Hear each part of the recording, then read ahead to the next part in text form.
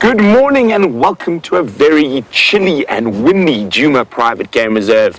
My name is Brent Smith. I have Dangerous Dave on camera, and on the other vehicle we have Brian Joubert and Sam. Now, it's about 20 degrees Celsius, 68 Fahrenheit, but it's made more chilly by the strong winds that are buffeting Djuma at the moment. But if you're a kitty cat, that's wonderful news. Dark skies, cloudy skies, and strong winds means it's much easier to catch the elusive impala. So we're going to have a check around. I know James thinks Karula might have made a kill last night. So we're going to go have a look in that area. I think Sam's following up to see if the Birmingham boys came back from Buffels Hook. And it is going to be an exciting morning. It's my last morning for a while, so hopefully the animals will come out to play. There's also a chance that the wild dogs might move in from the east and from the west. So I will be keeping my ears open on the radio, and hopefully the dogs decide to come say hello and goodbye before I head off on leave for the next 2 weeks.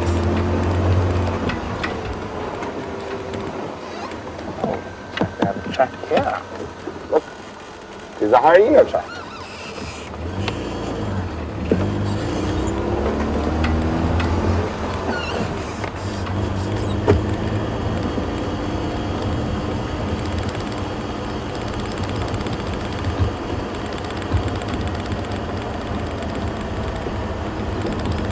So it was very difficult to hear if those lions were roaring last night because of the roaring wind. And as I said, it makes very good hunting weather if you're a cat. The clouds roll in, the moon is blocked out, it's dark, dark, dark. And then coupled with the fact that this gusting wind, it'll make it very difficult for the potential prey species to hear and see.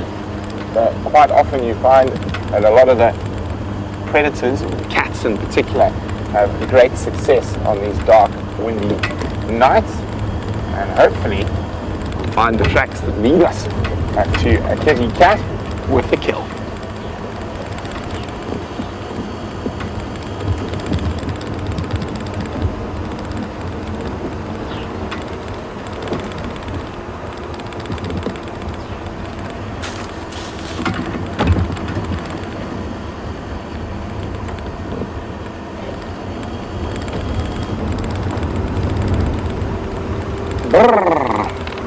So even though the 68 is not that cold, it's this wind that makes it just that little bit more chilly. You've got a big cold front that's moving in.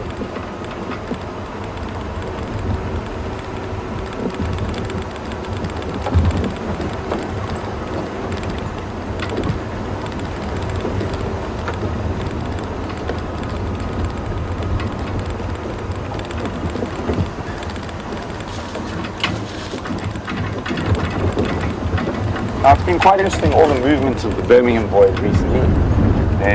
The reason they've been on Djuma quite a bit more than they have in the last while is they obviously perceive, well, it's not a perceived, it is a real threat from the Salati male lions to the north, although I think they've got it quite handled with them outnumbering them 3 by 3 lions. Although the Salatis are older and bigger, I think the sheer force of numbers should give the Birminghams the advantage.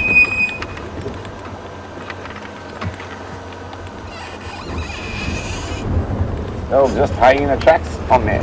Obviously being on their evening patrol, and the hyenas walk vast distances at night, so it's unusual not to find a hyena track on almost every road.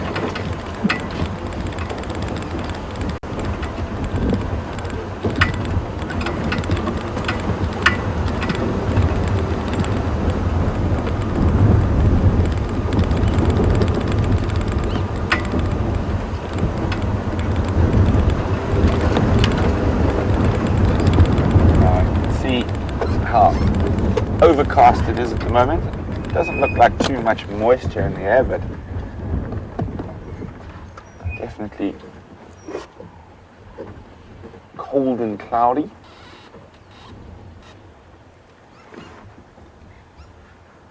Stopping for a second to ease my ears. Nothing yet. Now, if Karula was successful in catching that duiker last night, it's a bit of a conundrum whether she would have stayed and fed or she might have headed back to fetch the cubs. I've got a feeling she might not have headed back to fetch the cubs because of this cold and windy weather.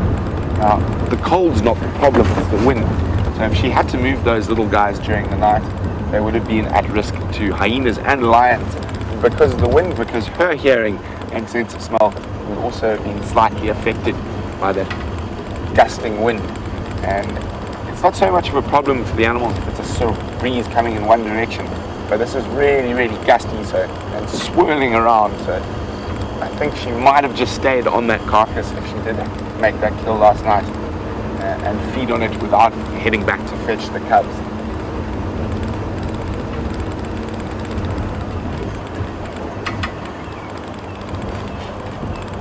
Hey guys, Stevie on the game drive. Sorry, go again.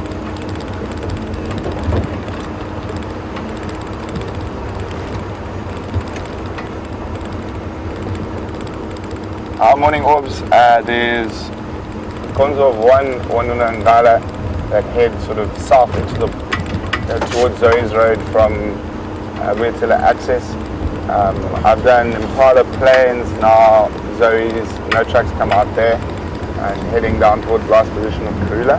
Sam is checking the Buffalo's Hook boundary towards Sydney's Mighty, and I think that's about it for this morning so far. Sorry about that, just giving the morning update.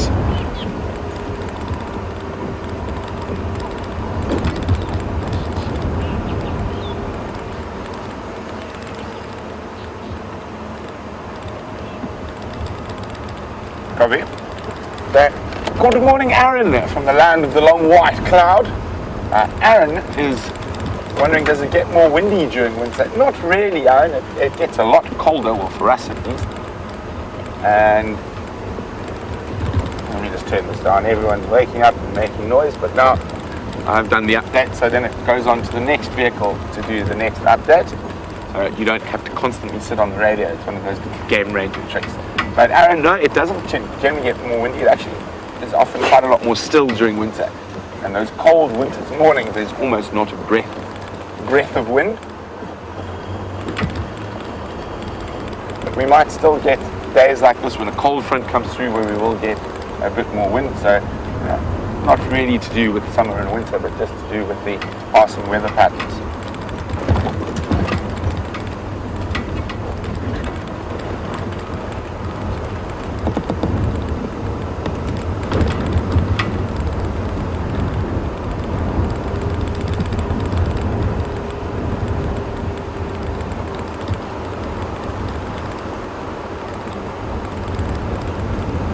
Now, I'm about to head down towards where Karula was last night. We will be keeping our eyes peeled for any sign of her tracks, or even better, if she's lounging atop a marula tree.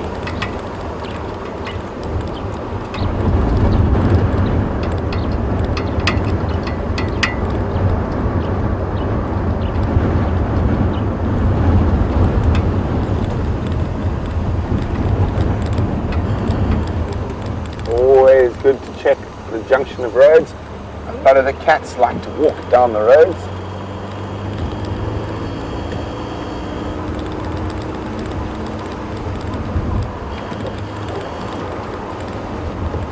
So, Derek, morning. Welcome to a windy Juma private game reserve.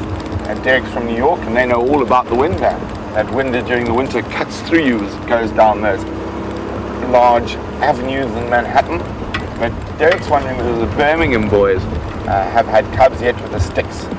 The sticks have had cubs, and it's very likely that the Birmingham boys are the fathers, but there's also a possibility that they're not. It could have been to a nomadic male lion who might have snuck one past the goalkeeper there, but it's more than likely that they are. They do belong to the Birmingham boys. Now, they have been in the Mawati River, but south of our Traverse area, and I think only one lioness has given birth so far, and she's got 2 cubs.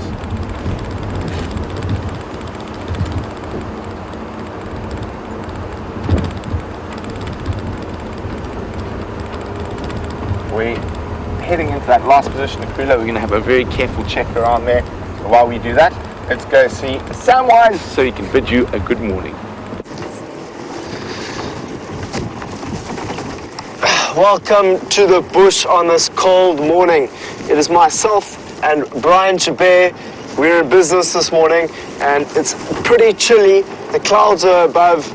I've got my jersey on, which has been a few days to wear this jersey, and we are busy driving up to see if we can find any tracks of any leopard.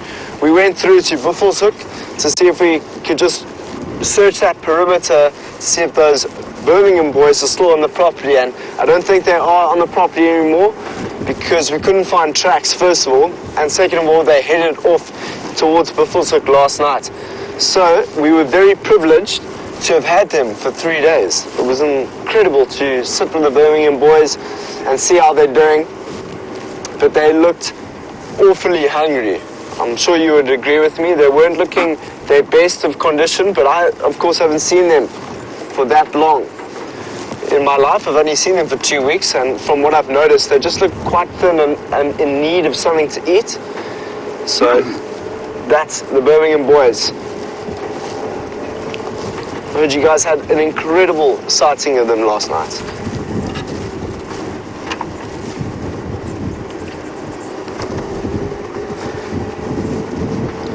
Natasha from Ontario is asking, what is the hardest animal to track?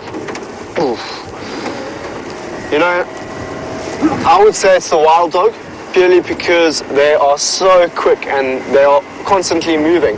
When you're tracking a leopard, it's often that the leopard is hiding up in a tree with a kill, or the leopard is just sitting underneath some thicket, whereas wild dogs are on the move constantly, and they're pretty much diurnal animals. So we are also diurnal, and therefore it makes tracking a whole lot harder when it comes to wild dogs. But we had such a great sighting of the wild dogs last week that she saw them twice in one day. It was a lot of fun. Ooh, what do we have there? Got an impala. It's still very early in the morning. There they go. It was a male on his own. Most likely there's a group of females not so far away. But it is a much different morning. I try to bring you into this feeling. It's cold, it's windy, and the chance of rain is high. So we should be getting rain in the next hour or so, which I really, really hope. Although it might be a technical problem to be able to film out here. If we can get some rain before this winter season comes, it would be fantastic. Don't you agree, Brian? Indeed. Yes.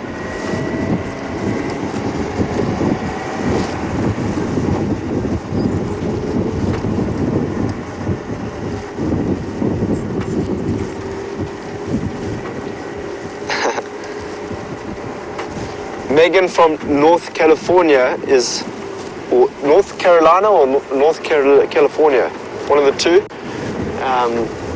California.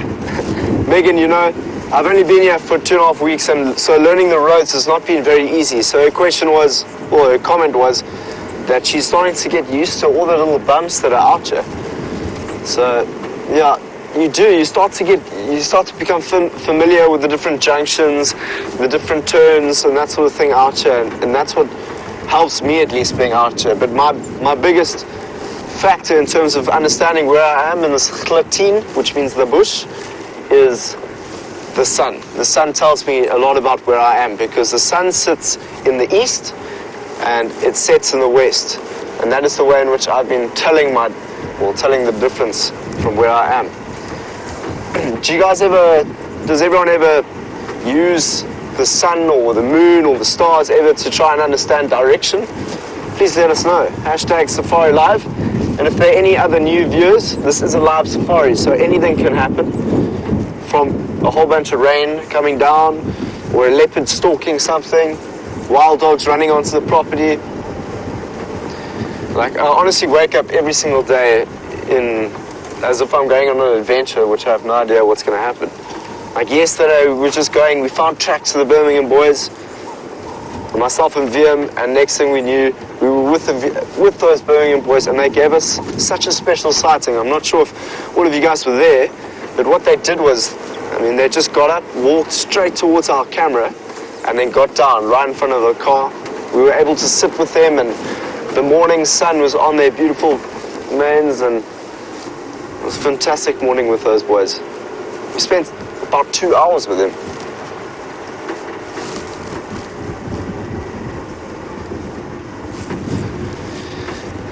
Nature from India is asking, have I ever seen Bengal tigers? Nature, I have not seen any Bengal tigers. It is one of my dreams to see the many cats of this world. I've had the opportunity to work for the Cape Leopard Trust. I didn't see a Cape leopard. Very, very rare to see those. But I have seen a jaguar in the Pantanal, which was incredible. Very, very lucky to have spotted a jaguar. But have you seen a Bengal tiger? And what does the Bengal tiger look like? If you can, send us a picture. I would love to see it. I would love to see a tiger and a bear. I would love to go to America one day and go up towards the colder regions of the north and do a little bit of Into the Wild with Alexander Supertramp. Do what he did. Obviously, not eat any berries that might make life quite difficult for me. But I'm 25, and I'm hoping by the age of 40 that I've experienced many, many different wildernesses of this world.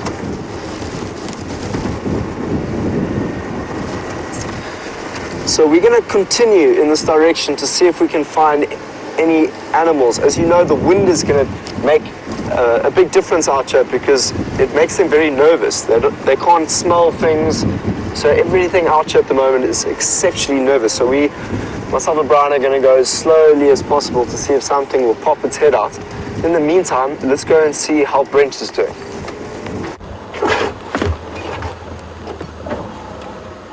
So we're carefully checking to the west of us here. This is the area Karula disappeared into. And if she did make a kill, I'm just having a quick look at all the trees. Let's just have a quick look at that one. And it just looks to be a large... And something there. Zoom in there, Sam. A little bit lower, into the left. There we go. Can you zoom in there quickly? Just looking, see there's some big shapes in there. You never know whether it's a duiker hanging, but in this case, it's just the way the tree is. It's always worth double checking those things. So we're going to drive very slowly along here while I check up into the trees. And James is out on tracking team, and he's going to go have a walk to where he last saw her. Also, it pays for us to now check to see if she has dropped out and moved off to go to her den site.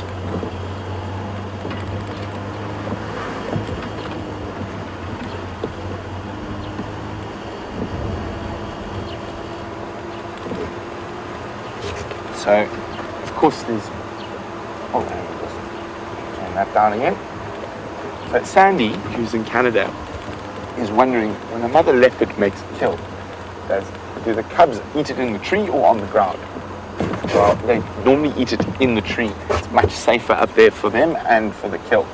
Now, female leopards tend to lose a lot of kills when they have cubs because they're not experienced at feeding in trees, and they often drop or dislodge the kill to waiting hyenas. But that is part and parcel of growing up as a leopard and learning how to eat in a tree. And while we continue to search for the queen, Sam has got, according to the vendor people, the king of the birds.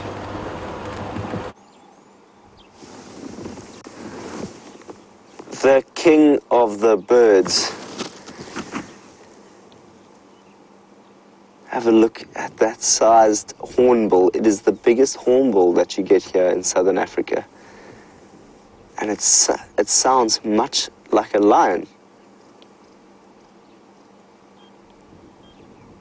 Brian has the most fantastic sound for the...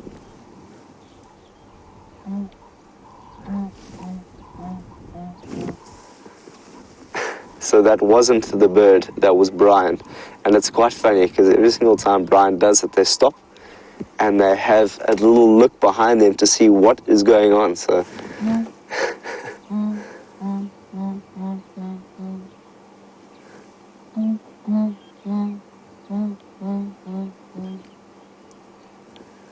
that's yours truly, bebops.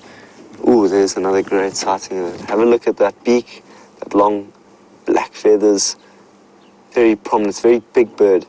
And they hold territories, these birds. So there's about, how many can you see? We just saw 2 there, eh, right?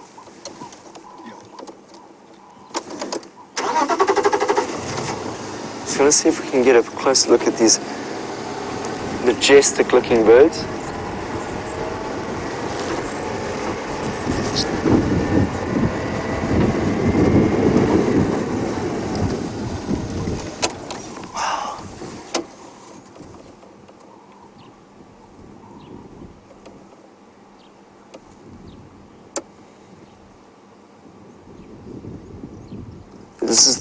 This is only the second time that I'm ever viewing a ground hornbill, so I'm already looking in awe because they are quite rare to see, or very rare to see out here in the bush. And the reason why they are quite rare to see is that, as I said, they're very territorial, so they only hold a certain amount of space. Just like lions, they have territories, and so there's only a group of hornbills per space out here. So we're very, very privileged to be sitting with these hornbills. Much like the saddle-billed stork that we saw yesterday. Very, very big. Almost, just when I look at them, I just can't believe they even exist. Beautiful birds here, ground hornbills. Hopefully we'll get the opportunity to see the other hornbills. And let's actually say we can put that to our bird list. No, we did see that. So we saw those ground hornbills last week when I was doing the school drive. While the school drives are good fun, they just happen so quickly. It's like question. You just see so much nature on those school drives. It's very, very, very exciting because you're moving very quickly, trying to show them as much as you can in the space of 45 minutes. So those were the ground hornbills. So yesterday we spent the morning with lions who make a very similar call, and now we just saw the ground hornbills. I think James actually saw them on drive yesterday morning as well. Saw an indigo bird, which we were chatting about in the morning, myself and James, purely because the indigo bird is one of my favorite birds. There are 3 of them. You get the purple, and you get the dusky, the purple, the dusky, and one other. And they're just really, really small birds that like to perch themselves on top of trees. Very, very beautiful birds. So hopefully we get to find one of those.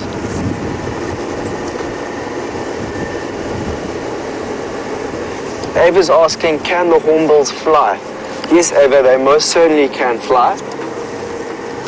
You'll often find those ground hornbills will fly up into a perch of a tree, and they'll start making that sound that Brian can do so well. I'm really quite amazed that Brian can make such a good bird call, because they literally stopped and had a look at him and said, "Are you a ground hornbill, bebops? Are you?" I find it difficult to imitate things. Huh? Practice makes perfect, though, eh, Brian? Indeed.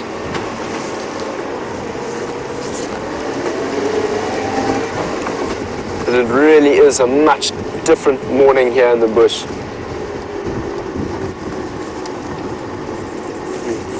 What a sighting of those! What a sighting of those ground hornbills! I think it was Sherry. Was it Sherry, Kirsty, that said that?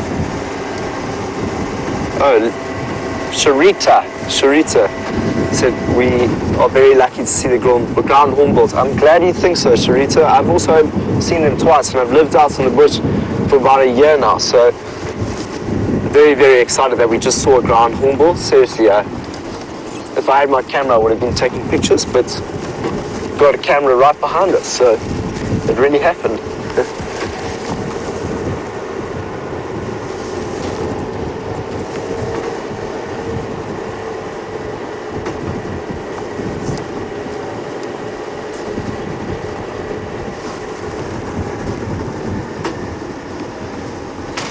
Maggie in Australia is asking, why are the ground hornbills so endangered? Have they been shot by people? No, Maggie. The main reason why, in which they are endangered, is purely because of a space for them. They don't really breed outside of conservation areas. So the Kruger National Park will be home to a number of different ground hornbills, and so outside of those conservation areas they can't really breed. So that is the main reason to why they are having difficulty out here in the bush. With that, let's go and see how Brent's doing while myself and Brian slowly make our way through this clitine, and we will see you in a moment. So you can't really see there, but there we go. Looks like two tawny eagles fighting. It's difficult to say for sure they're tawny in this dull grey weather, but they are definitely having a battle. You don't need to move backwards. I think I would, yeah. There you go. So I wonder what they're fighting over. Hopefully that we can still see them. I think they've dropped below the horizon, unfortunately. Oh, well, it was very interesting while it lasted, very short. But they were definitely bombing each other.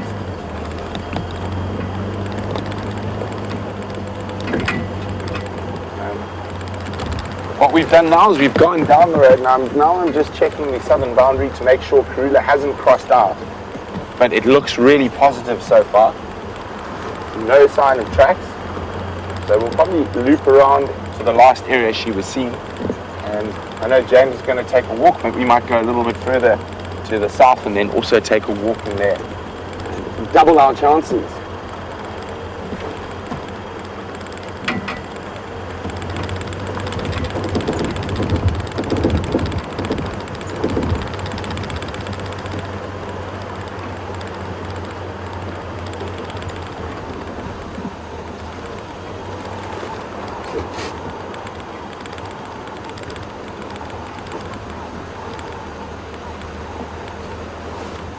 Good morning, Annie from British Columbia. Annie is wondering, are the cubs still nursing? What age are they weaned at? And how, after they're weaned, how often will she ensure that they are fed?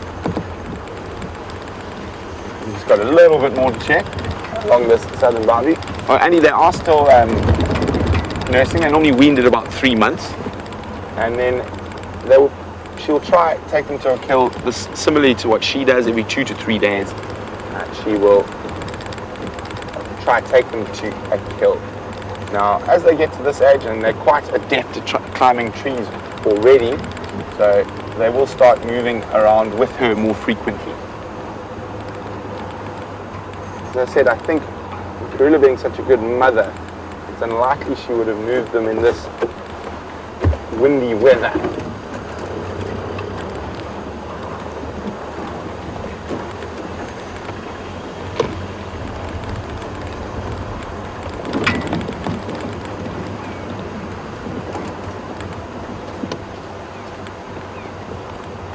Diane's wondering, if the cubs are playful at the moment, what keeps them from coming out to play while Karula is away? Absolutely nothing. They will play, but they will generally be a little bit nervous of any slight sound or anything like that, and stay very close to where they've been left. As they get older and more confident, they will start moving further and further away.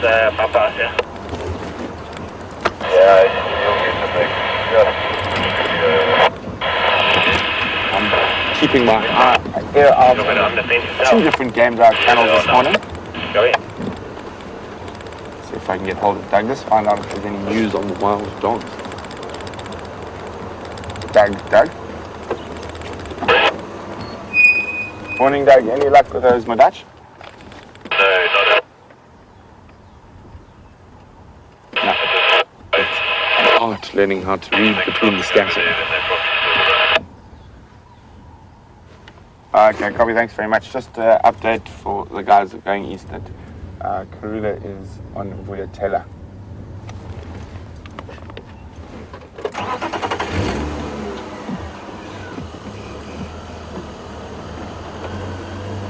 Okay.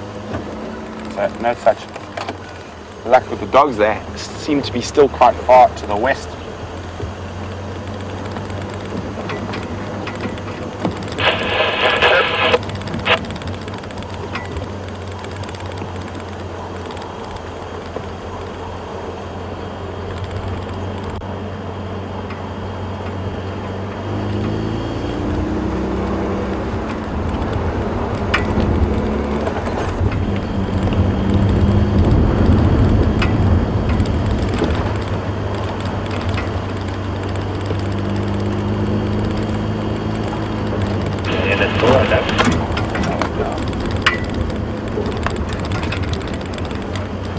Aha, sounds like James has had some luck on foot.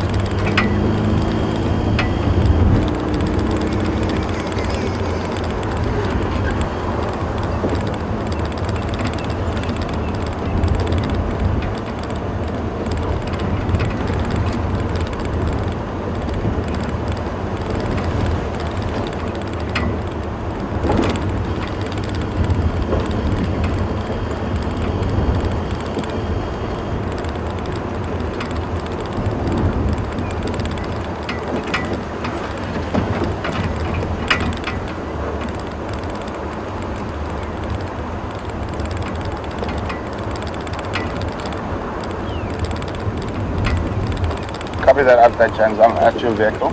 I'll be making my way.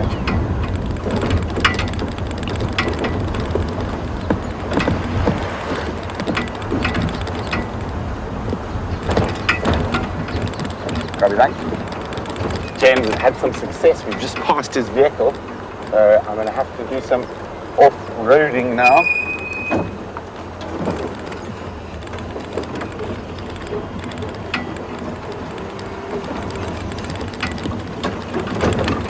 So while I try and negotiate my way through the bush, let's go across the sand.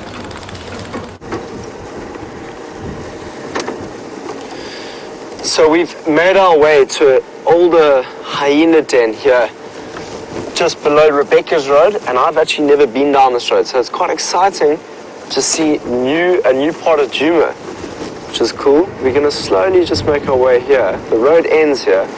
We're just going to see if we can see anything. But if you have a look into the distance just above me, you'll just start to notice those clouds sort of forming quite surely above us. And if you can, go get yourself a hot chocolate, something hot to drink, come back to us, sit in front and get a feeling for this morning, because it is not a warm morning, I tell you.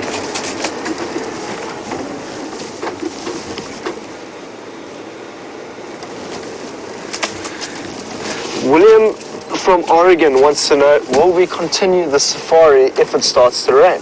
Well, William, you know, if it starts to drizzle, we've got rain covers, so we'll put the rain covers on if we need to. But to be honest, it's a big problem for our technical stuff. You can see we've actually got a number of things on our dashboard here, and the camera itself that will get injured if we try to go in the rain. So we won't drive if it starts to pour. And you know, looking from that distance over there, we can see it's even thicker there. Let's go and see what Brent's up to though.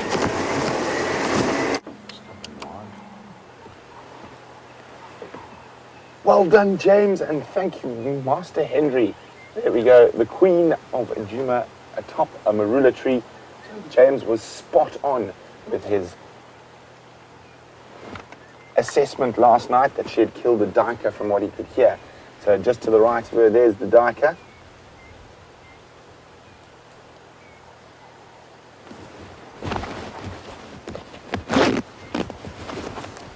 So we're just going to try reposition into a better spot. But there we go. Well done, James.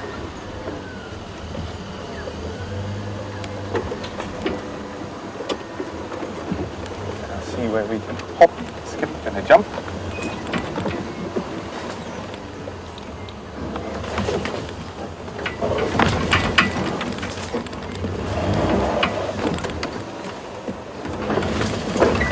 There we go. I firm, James. Tax, if you coming on Philemon's from the dip, probably it's just to the east of that big shadulu next to the road. It's probably 60 meters from Philemon's Katlan itself. As soon as I hear you, I'll call you in. How's that, Dad?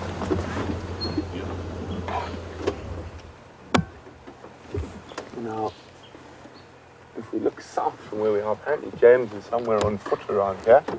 Just go back. Let's see if we can spot the trackers. I don't think we can see him from here. But anyway, I'd much rather look at Karula than James.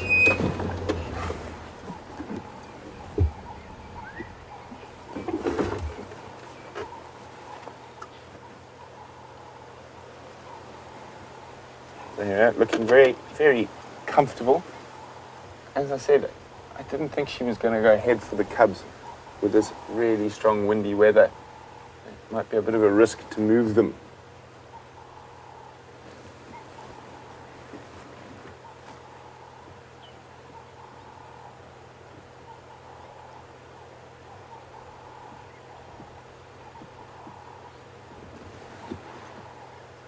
Look at that.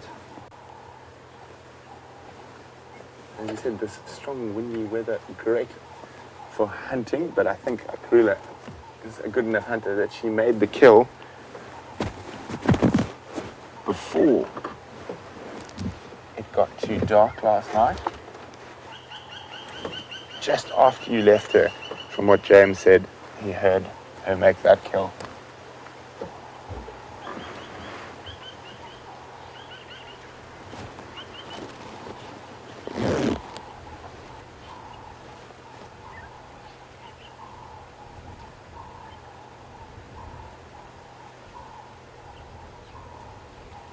So Sandy in Missouri is wondering how we walk around out here, and James has just walked into Karula on foot. She's like, is it safe? Well, it's probably safer than walking through most cities, and you're very unlikely to be killed by anything. Unfortunately, we've got lots of experience in the bush, and that's our weapon in terms of safety. And we just know how to read the situations and not get ourselves into a bad situation.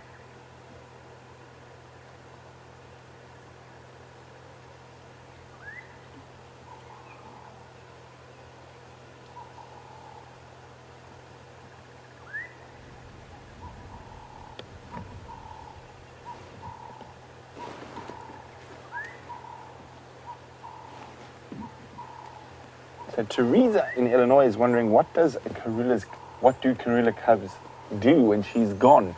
Well, they'll probably play with each other, explore a little bit around the den site, sleep quite a lot. That's why quite often, as soon as she goes to collect them, they're very, very playful and jumpy and whatnot because they've been sleeping for so long. Now she's moved her head slightly, trying to find a spot where we can actually see her face nicely. When that one branch is in the way. I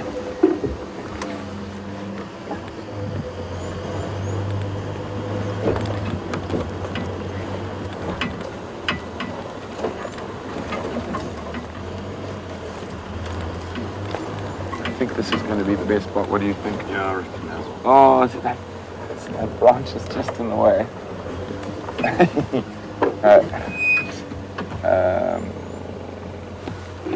A little bit further back. Right there, how's that? Too far back. Oh, you got that? some foliage. There. That's probably going to be the best for now, until she decides to start feeding again.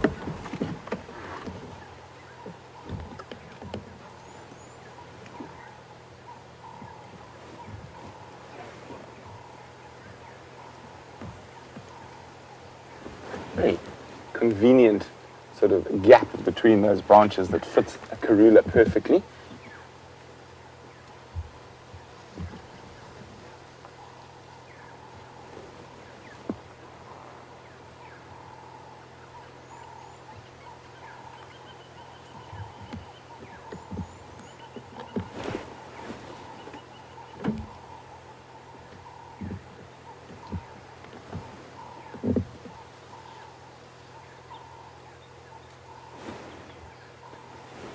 So Canada Keith's wondering what type of bond does a leopard have with its cubs in comparison to the other animals out here. Oh, no.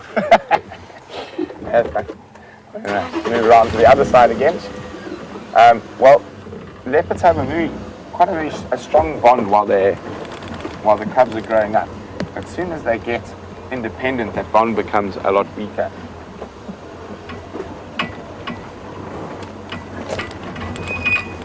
There we go. How's that, Dave? Just move a little bit for that one branch. There we go. So, hello, Karula.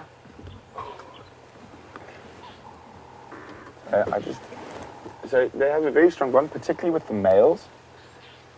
They have a stronger bond with the young males, and they stay with their mom until they're about 2.5 sometimes, whereas the females become independent much younger.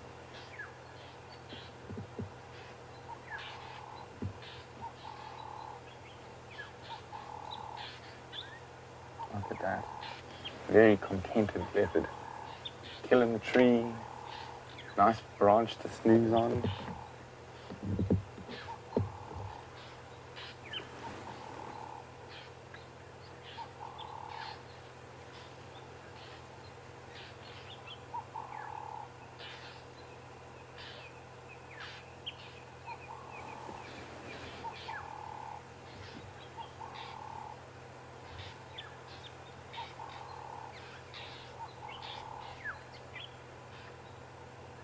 Look at that. So peaceful.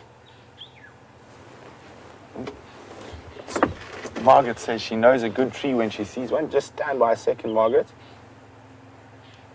Taxi, come straight south from there. Just to the south. I'm not sure where best access is. It's a bit thick right next to the road, but just on the other side there's a shadulu in here. I'm next to the shadulu.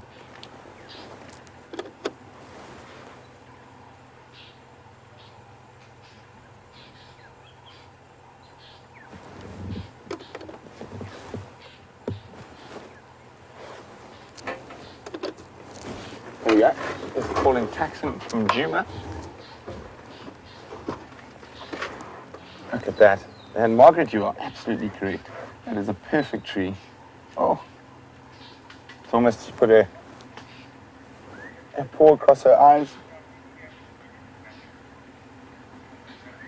Looking very, very, very comfortable.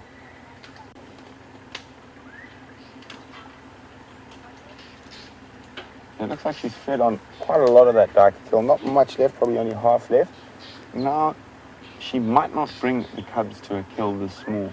For now, while they're still younger, she might finish eating it. But she seems to, the last kill she brought them onto Juma for was a big kill. It was an adult impala.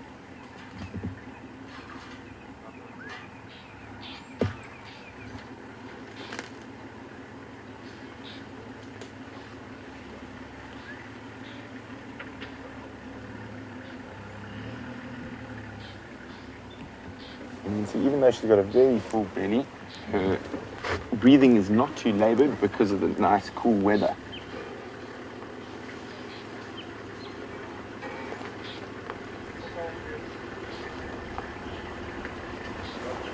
William in Oregon is wondering, do they have a favorite tree to feed in, or is it just the closest tree to the kill?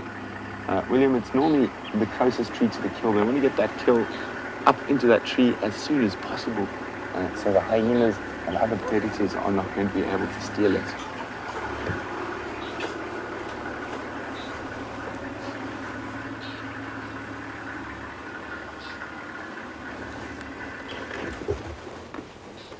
I'm just going to move a skosh forward so Tax can have a good view.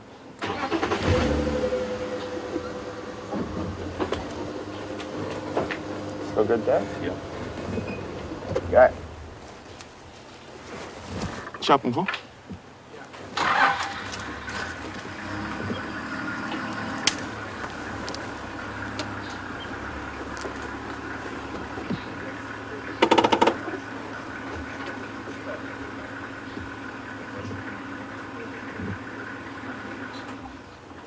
Senior Gold saying, I noticed that lions seem to have shorter fur than leopards. So do leopards have fluffier coats? They do have slightly fluffier coats than lions, but lions generally do have a lot shorter coats. And it could be the fact that leopards are so adaptable that they live in so many different areas that they need a slightly... It's not Monday yet. There we go. You can see the blood around her neck from where she's been feeding. Oh, moved her head to the next side again. I think we're just going to stay where we are for now.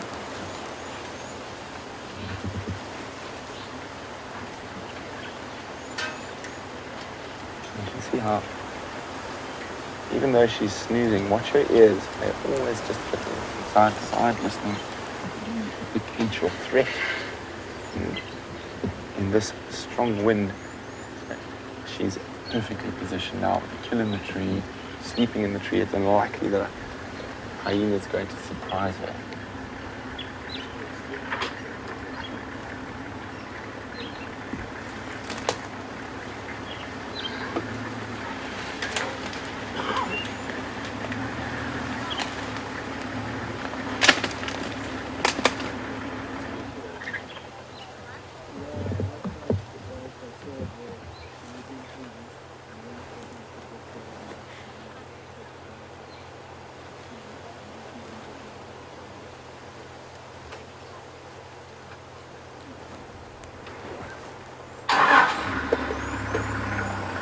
Alice in Ohio is wondering if I've got any new leopard folk tales for you. I can't remember which is the last folk tale I told. I think it was the story of the leopard and the hare. Let me think for a few seconds, Alice.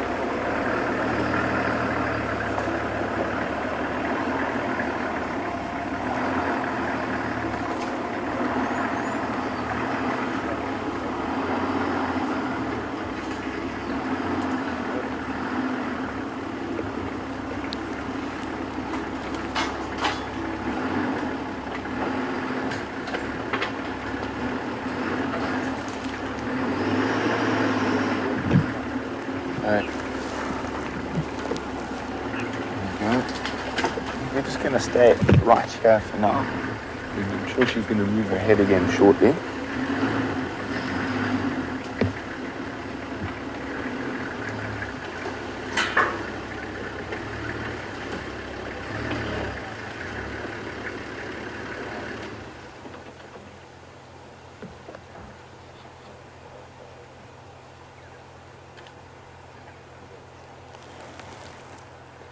So Dawn in Alabama is wondering how the different animals are named, such as the bee boys and Karula. Well, Karula would have been given her name by the guides when she was a cub, and Karula means peaceful, and she looks very peaceful this morning. That's how the names. The Birmingham boys is a little bit different. They come from a farm called Birmingham in the Timbavati.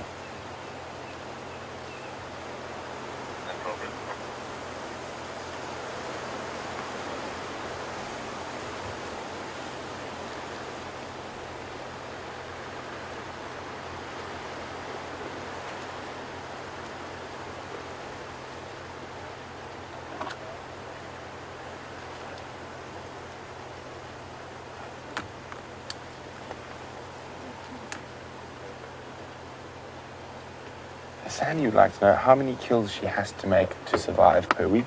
Probably 2 per 7 days.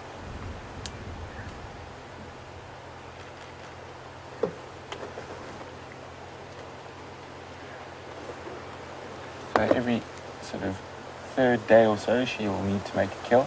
Sometimes more frequently, sometimes less so.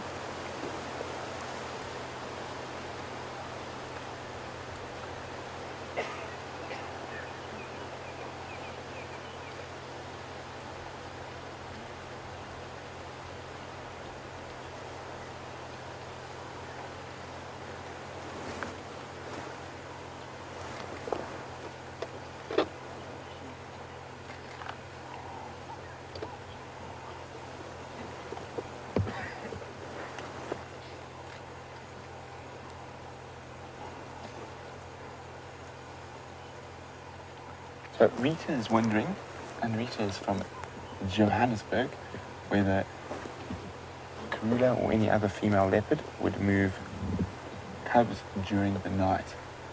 Rita, yes, they would, and especially when the cubs are a bit older, they'll happily move them during the hours of darkness.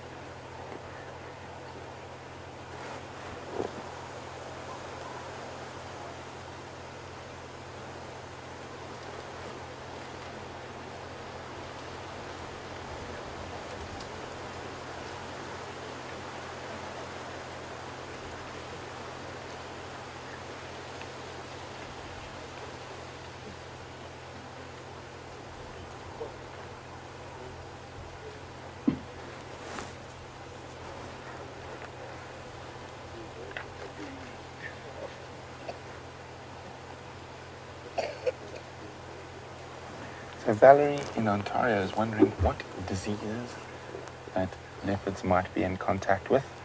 Valerie, tuberculosis or bovine tuberculosis transmits into feline tuberculosis quite easily, and they get that from feeding off different things. They have quite a strong natural immunity, and it only tends to affect them towards the end of their life. And then any distemper, which is basically a runny stomach, mange. Those are the main sort of ones that they might come into contact with out here.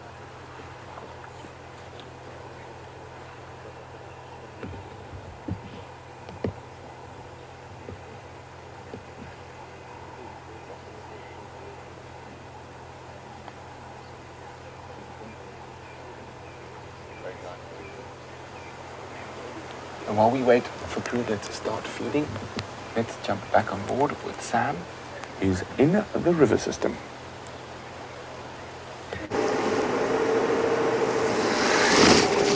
Welcome to the boat ride with Sam and Brian. We go through the Mawati drainage to see if we can locate on any nyalas or kudus that might be sitting stealthily, trying to not be seen by anything out here.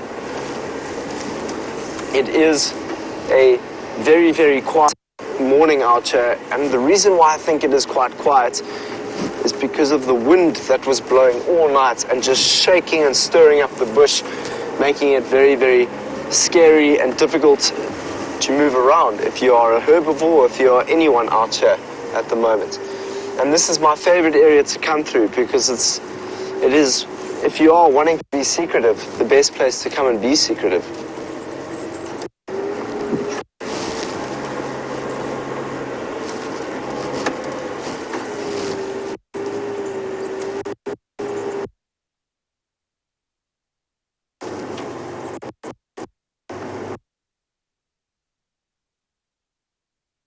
That the animals would probably enjoy the wind purely because it would get rid of all the flies. Kevin Cash, it's a good point. Those flies have been annoying me so much recently, but the thing is, it doesn't help them in terms of trying to get away from predators. They can't smell the predators, and they can't hear the predators because the wind, so it makes life a lot more difficult for them when that wind is blowing quite hard. But I'm so excited that you managed to see Queen Karula. Brent truly is an incredible tracker. He has the ability of most humans. Sorry, he has the ability of... Ooh, James found Karula this morning. Wow, so Brent and James managed to find the Queen herself. But I thought just while we're here, the other day we chatted about how there are some birds that like to eat the seed pod of the combreton over here. So this is called the russet bush willow, and the southern black tit. It likes to open these seed pods up to collect the insects that is inside here.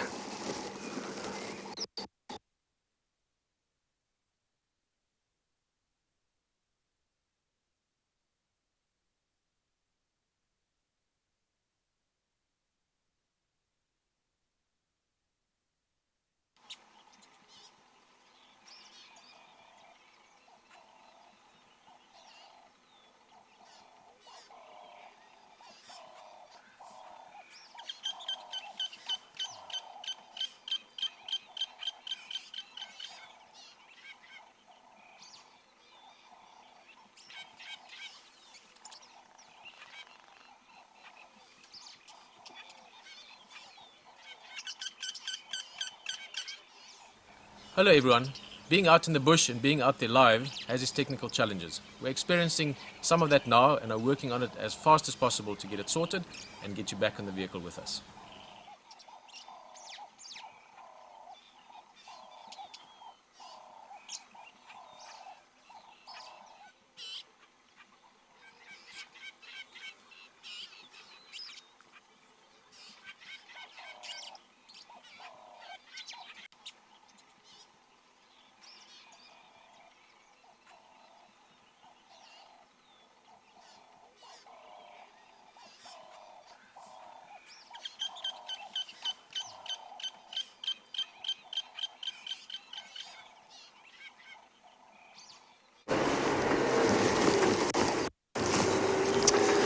So I'm not sure what happened there. Sorry about that.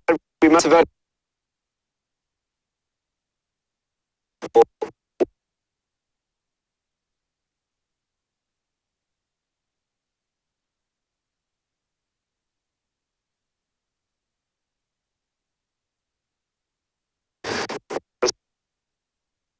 so I'll quickly no,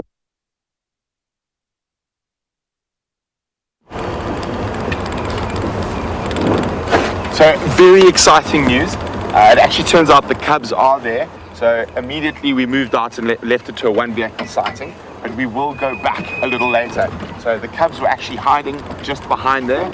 So at the moment it's a one vehicle sighting. So we've moved out of the area, but we will go back later. So very exciting. Babies!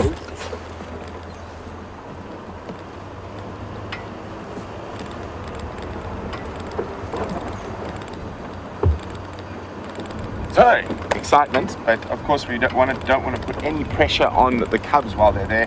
So Tax and I immediately moved out. So Johan's going to have a quick look, and then Tax is going to go in, and then we'll go in towards the end of drive, or a little bit later once they've finished having a look. But that is really great news. So she has managed to move the cubs. I actually think the cubs have been on Juma for a while in this block, but so yay! And look there, look what we have just down the road.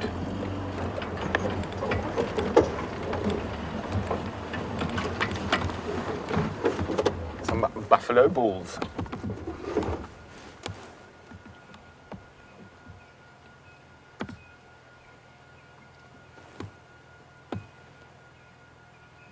So isn't that incredible that we were sitting there and those cubs were just so well hidden right next, they were very close to us that we didn't notice them for quite a while.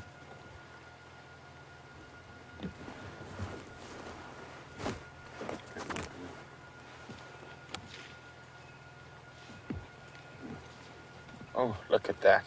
Big boys. All stretching, been sleeping. Thanks, Tux.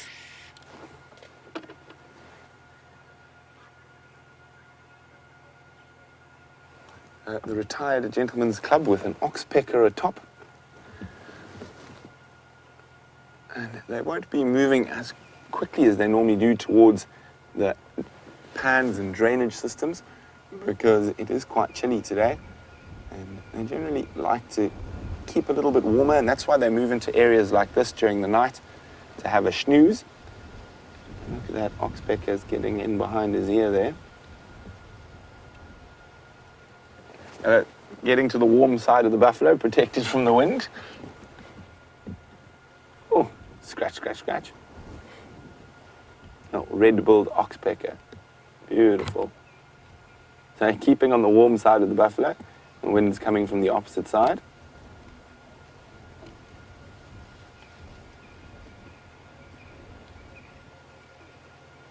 You can see that gnarled boss of the buffalo bull.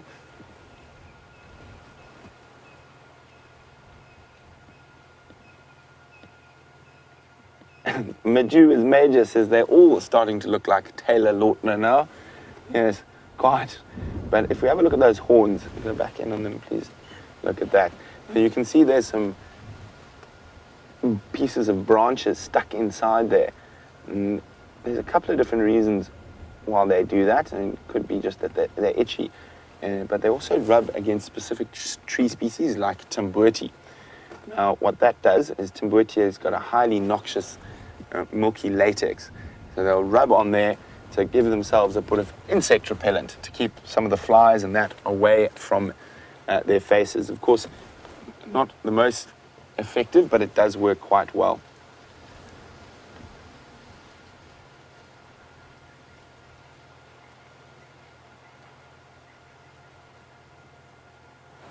Yeah, well, we're going to continue on, and I've got an Indabele folk little story for you about leopards. Oh, sorry, I just need to be on the radio.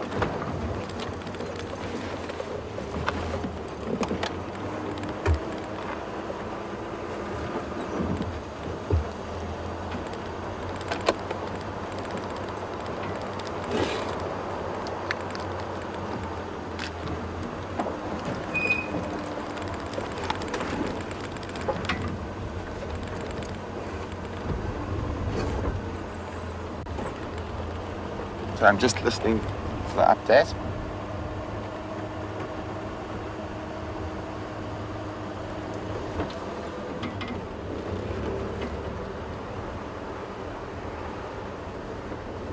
Sorry, 1 second.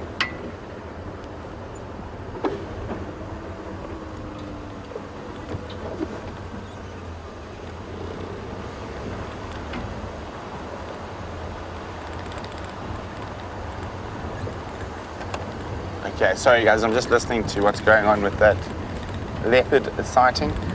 We are going to go back to look at Karula's cubs, but just now. So we're going to carry on for a little bit.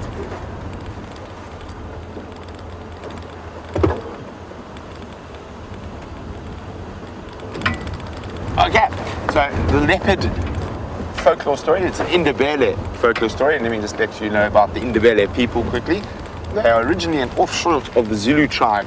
And there was a Zulu general under Shaka called Mzilikazi. And he decided he didn't agree with Shaka, so he took his regiment of 5,000 warriors and ran away. And then basically engulfed tribes on his way through southern Africa, and he ended up setting up his kingdom in what is now Zimbabwe. And there's a city there called Bulawayo, which was the same name as Mzilikazi's capital. It means the place of killing. So the Indabele have a very similar sort of folklore and a very similar sort of traditional history as Zulu people. Now, the folklore is why the vervet monkey is scared of the leopard. Now, leopard is quite a vain animal, and he was lying in the branches of a pod mahogany tree, staring into a pool in the river, admiring his reflection. And he had forgotten he had made an appointment with Hyena, who was waiting patiently at the bottom of the tree. So eventually Hyena gave a little giggle just to let Leopard know he was there. And Leopard went, "Oh, yes, what do you want?" And Hyena said, "Well, Baboon has a gourd of clear water, and he's challenging all the animals to see who could drink the whole gourd in a day." And Leopard thought, well, what's the prize? And there was a fantastical food prize at the end. So Leopard thought, well, maybe this is worth having a look at. And Hyena said, okay, well, I'm going to continue on to tell everyone else, and I'm going to go tell Mvu, the hippo. And off Hyena went. And then later in the day, Leopard decided to sort of move towards this clearing in the forest where this whole thing was taking place. So all the animals seemed to have gathered. It was a great gathering of animals. And Leopard sort of disdainfully looked at everyone else and climbed into a tree nearby and was watching the ongoings. So Mvu, the hippo, said, well, I'm biggest, I'm strongest, I'll go first. I'll drink that gourd in one sip. Mvu, the hippo, took one sip and ran away screaming, saying, it burns, it burns, it burns. And ran off back to the river. And various other animals tried. Kudu tried, and lion tried, and all the animals sprinted off down to the river. Now, the reason they were sprinting off down to the river is that clear gourd of liquid was stolen from the village of the humans, and it was called kechas. Kechas is equivalent of moonshine, very potent. So baboon was having one up over all the other animals because the baboons had stolen it from the village. So eventually, after almost all the animals had given up, little vervet monkey said, well, me please, I want to turn. And asked if it was okay if he could take a sip and then lie down, and to make sure that as long as it was finished by the end of the day, baboon said this was acceptable.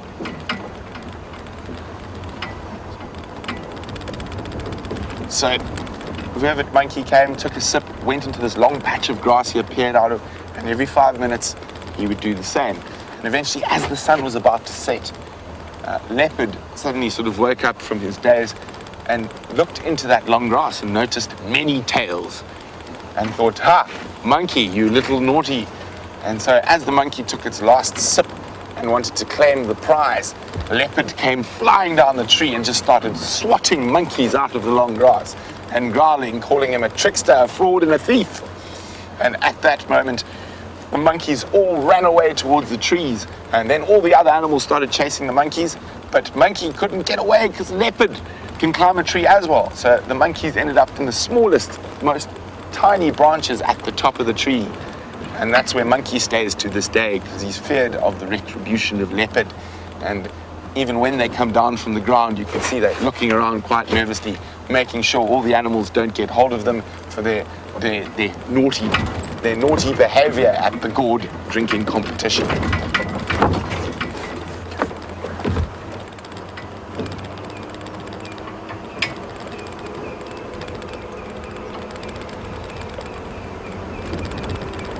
So, while we continue to see what's out and about, let's go to Sam with one of the more beautiful feathered friends.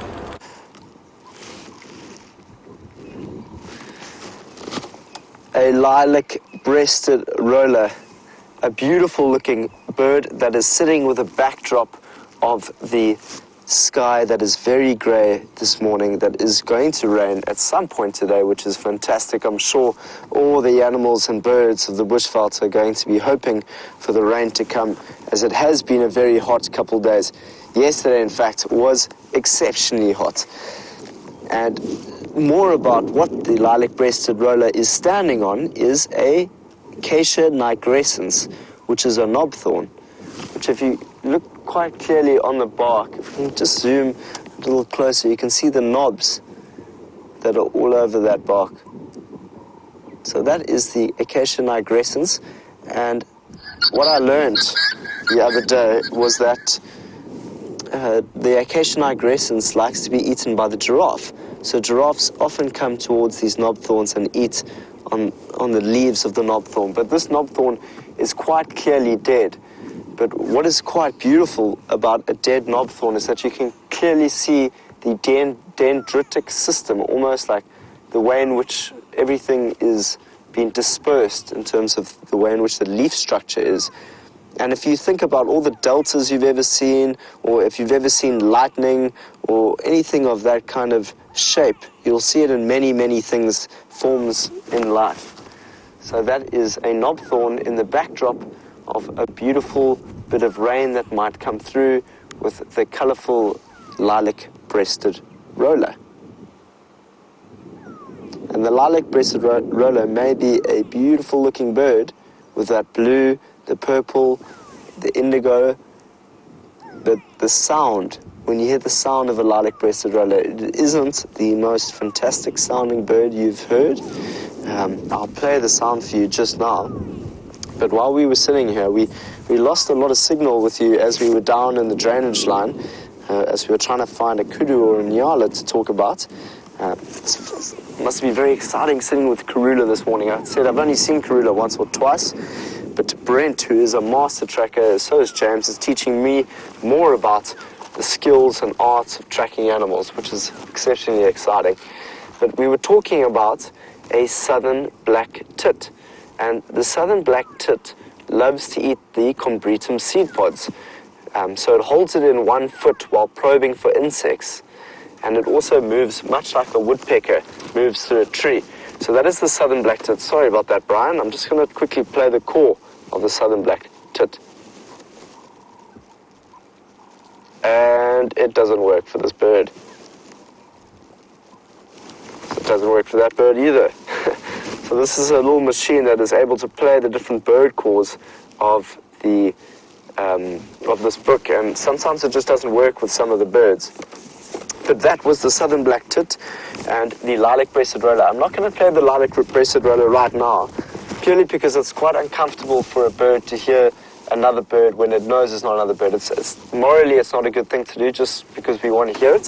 So when we're in a good position, we can sit down and have a good listen to the lilac-breasted roller through this little bit of technology that makes such a difference, especially to my learning. I sit at night time and I go through all the different bird calls and learn a little bit. But I know that some people have been enjoying my, so that last bird call, it keeps coming out. So you didn't hear a fish eagle and you didn't hear a spurfowl. It just does that every single time I switch it on and off, which is highly annoying, but you know what can you do? And so if there's any young... Sorry, just excuse this thing.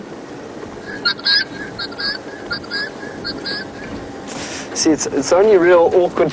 The only real awkward thing about this machine is that it will just play all sorts of different... Oh, we have some elephants. We have some elephants. Well, we were on drive for quite some time this morning before we've seen anything, and these are the first big animals that you'll find, and even though they are so big, they can clearly hide themselves very well. So I'm just going to see if I can go and view them from a distance here, because it looks like they've moved quite far into the block already. Nice to see some ellies on this nice, cold, wintry feeling morning.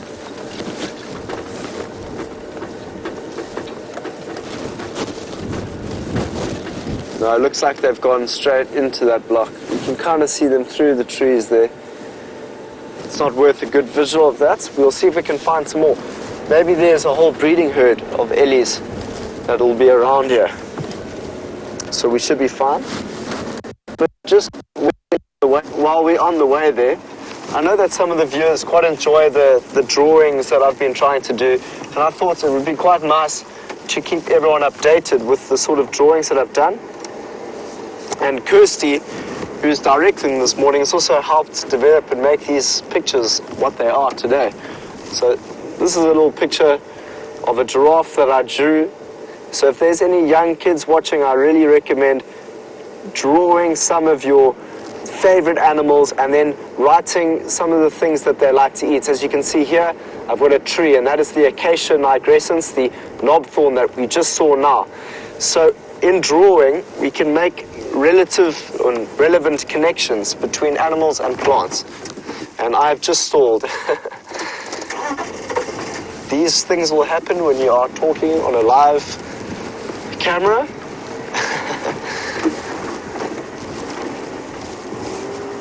So, plan now is hopefully to see some more ellies. So I'm going to go quite slowly just so we can hear them.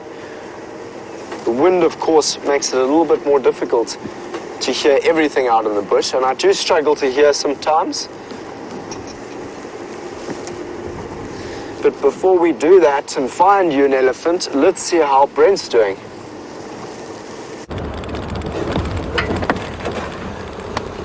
Okay, so we are heading back towards Karula and the cubs. Now, this is very exciting, but it's of course something we have to be very sensitive about. So let me just explain before we get in there what the protocol is, so everyone's on the same page. So if we find Karula and the cubs, and depending on their state, because they're over 2 months old now, and they are able to climb trees quite well.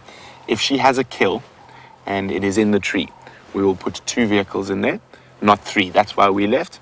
So if she is by herself with the cubs on the ground and there is no kill present, it's 1 vehicle. So we are going to be 2 vehicles in there just so no one gets a fright, whatnot. And it is normal, standard procedure when it comes to driving in with leopard cubs. But this is really exciting, so let's just go enjoy this moment.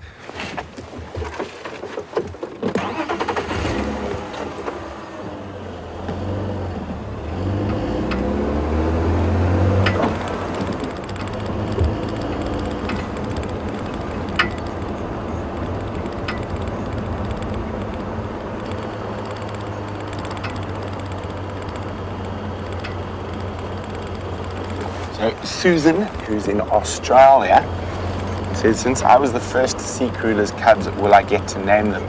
Susan, what we'll do is we'll get together with Tax and Aubrey and the Juma guys, and we'll put forward a group of names and then discuss it, and from that group of names we will choose.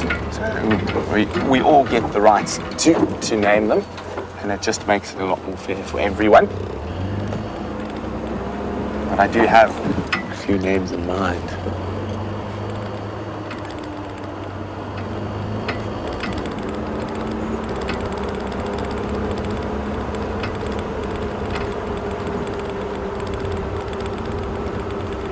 And I agree 100% with Dina. Dina says anything we have to do to keep those little guys safe is it's great. It's what we have to do. And fortunately, Queen Karula is such a great mother. And you can see how comfortable she is in our presence, and that will actually help make the cubs comfortable as well.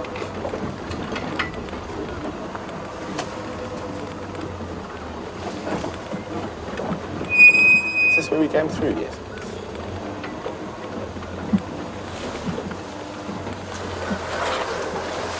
So I've been seeing Karula's tracks quite a bit around, so I think these little guys might have been on Juma for quite a while.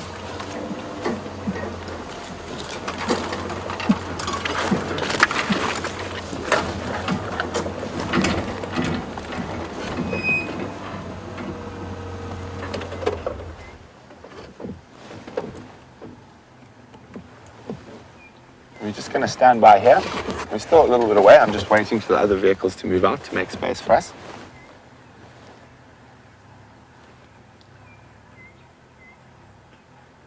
Can you hear the birds? Chin spot batters. 3 blind mice.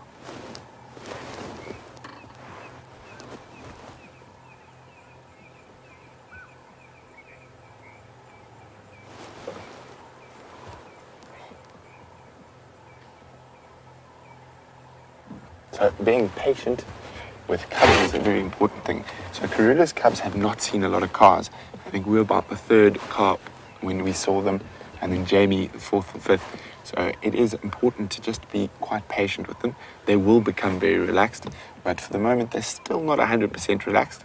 But that's not a bad thing, and it is always exciting to watch the progress of the cubs as they become more and more relaxed with the vehicles, till eventually sometimes I've had leopard cubs that go under my car. Isn't that amazing?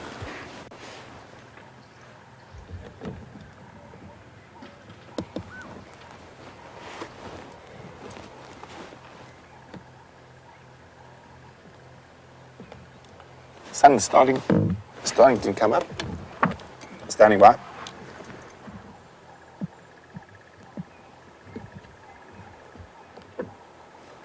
Copy, thanks, Johan. I'll stand by till you're on the road.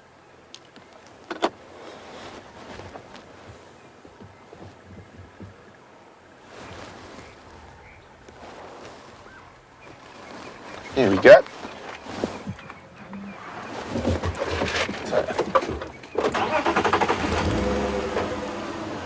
Let's get in there, yay.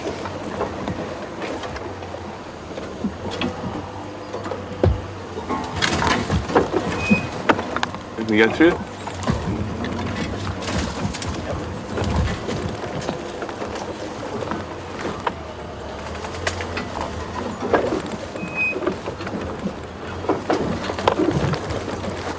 Okay, so we're just going to go in very slowly.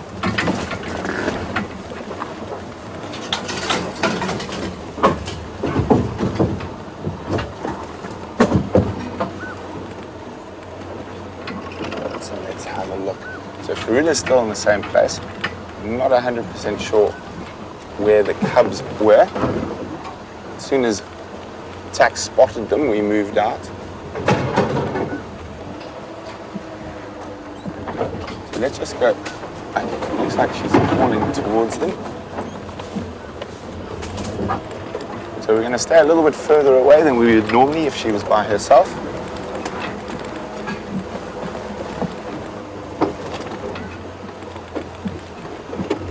Here we go. There she is. She's looking down towards the ground, so I'm presuming the cubs are over there. So we're just going to sit carefully and watch. Listen to that. Oh.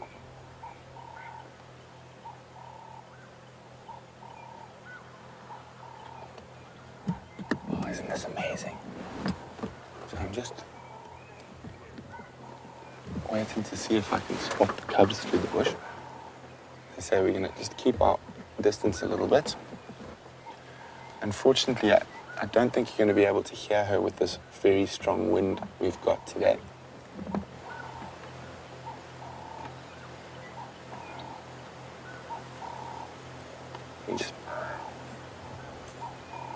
But you can see that movement. And this is incredible. We've got this nice big super zoom on this camera. So we don't have to get too close. We can stand by a little bit further away.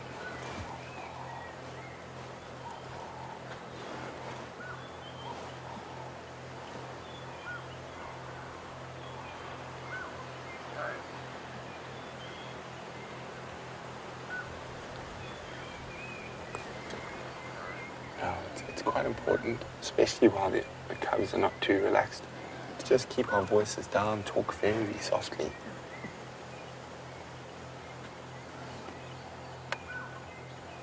And I'm just, while you guys are looking at Karula, I'm looking down to the area where she's looking. I use my binoculars quickly. I think I might have spotted one, but it's not 100% sure.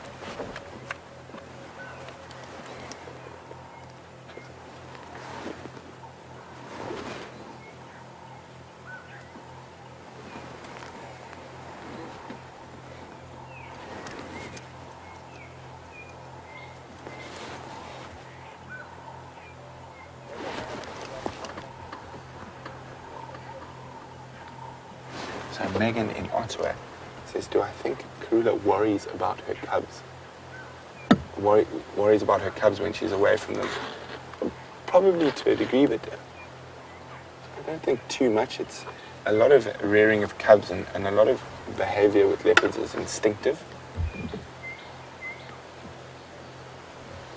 Now, quite often the trick is with cubs is just to sit still and listen, and then eventually they will pop out.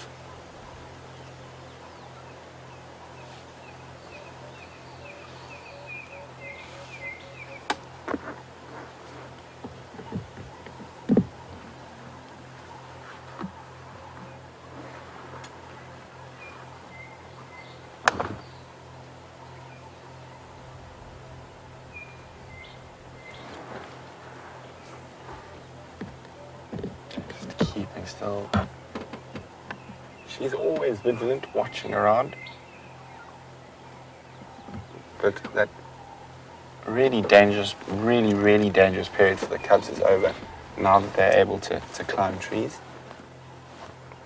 So till they get to a year old, the leopard cubs still have a very high mortality rate of around 70%.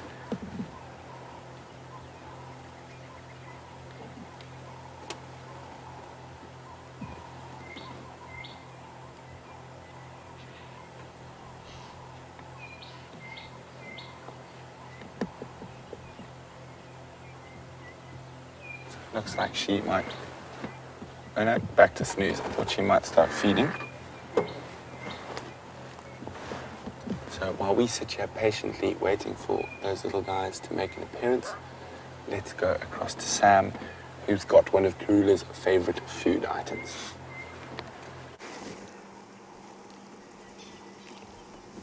You have had an exciting time seeing Karula and what might be coming of that whole scene over there, but we are just looking at something that we don't often see, which is a steenbok standing completely still, not standing, lying down completely still behind that trunk there. And you can see his ears are out, and we spoke about how the wind was going to create a much difficult environment for it to be able to be out here. So it is doing exactly what its name means, which means stone buck. Steenbok in Afrikaans is, in English now, is stone buck. And so you can see it sits in that position as still as they can. Look how still the steenbok is right now. All you can see every now and then is his ear moving towards the directions of sound. And it looks like he's listening very, very closely to Sam and Brian in the car. But that is incredible. I haven't sat with a steenbok for this long. Normally they see us and they run away very quickly. And as you know, Karula loves a steenbok. So there's a steenbok right here. And then we saw a duiker not so long ago. So we've seen a duiker and a steenbok. With that, now that you understand a little bit more of what she likes to eat, let's go back to Brent and Karula.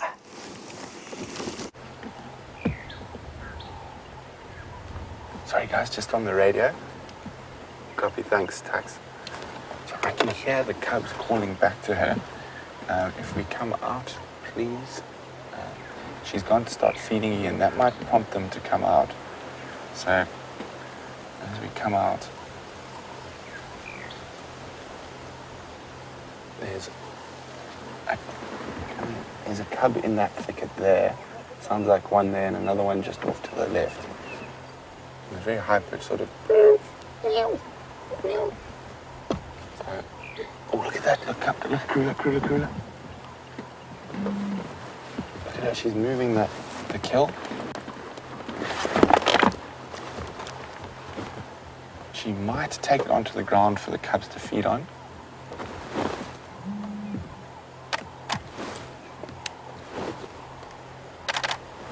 Or she might just be repositioning it better for herself.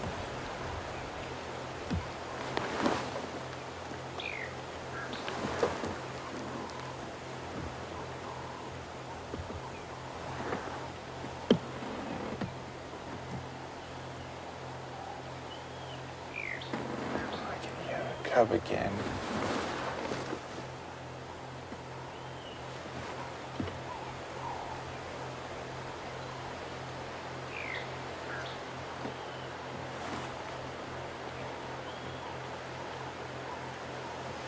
Sorry guys, I'm just trying to get exactly where that sound is coming from. It's difficult with this wind.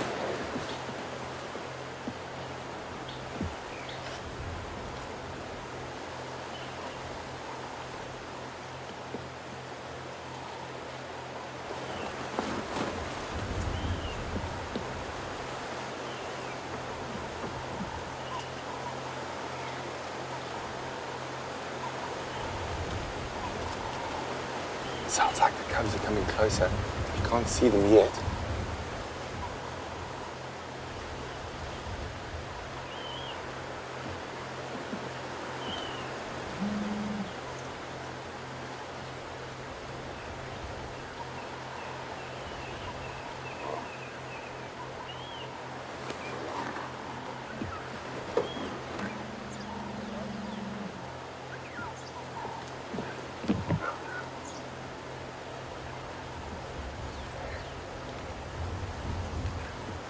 So if we can see one of the cubs, and that's the one that's calling to the other side of the tree over there, we're not going to move. I'd rather just keep still and wait for the cubs to come closer to us.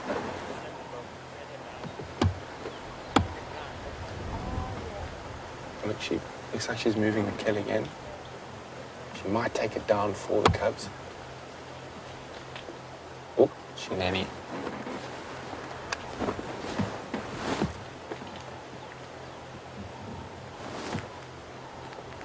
Or maybe even just take it to a lower branch. But it looks like she is taking it to the ground, taking it to the cubs to feed. Now, this is not uncommon behavior. Okay, so we're just going to move the vehicle slightly.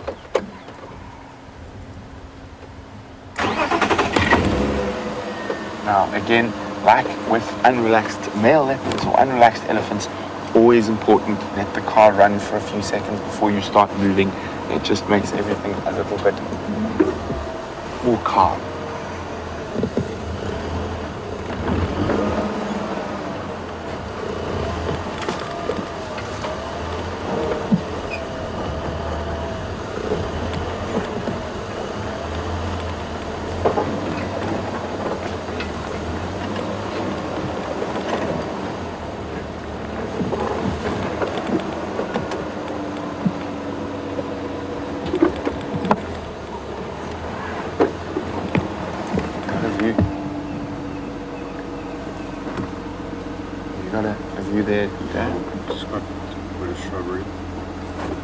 backwards or forwards? Okay, so the cub should come, join her shortly. So I'm just going to, again, we're staying a little bit far away. I think maybe, Dave, forward. Just say when.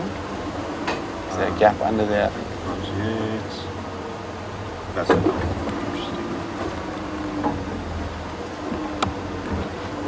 Unfortunately, it's not the... There we go, the cub. I think the cub's about to arrive. There it is. Oh, it's in trouble. Got a smack from Mom. Wow, isn't this amazing?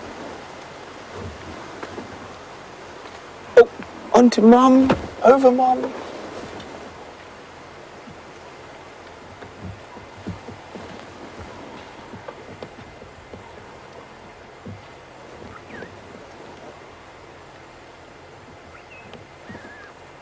There's one.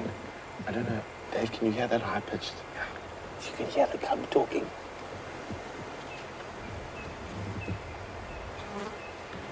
So even at this young age, they're already feeding off meat.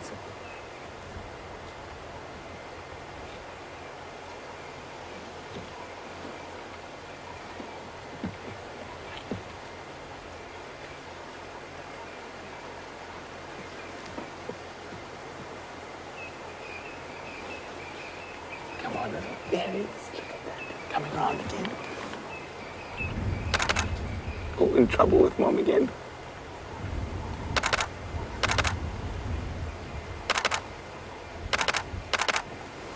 Isn't this just special? Now, this is only my second time with Karula's cub live. You can see she's a little bit angry with him. My tail flicking a bit, and every time it gets in the wrong spot, gets a serious talking to. Now, we haven't been able to sex the cubs yet, but hopefully we will be able to soon.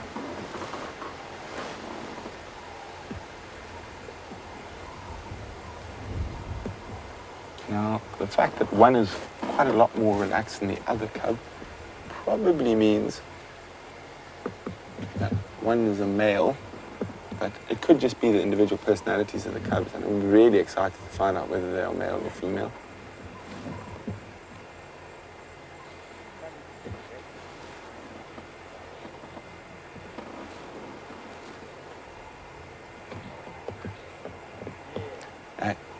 Cat in Tampa says, Brent gets to see cubs before his leave. How exciting. Yes, nice little farewell present from the Queen of Djuma for me. A view at the little ones.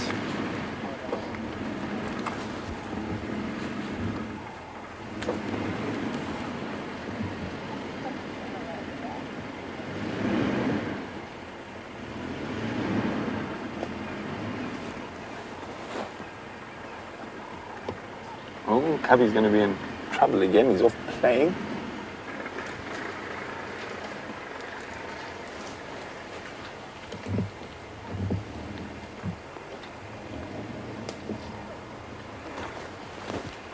Jumped away from Mom and over the branch. I can't see now. Let's see if Mom reprimands yet again.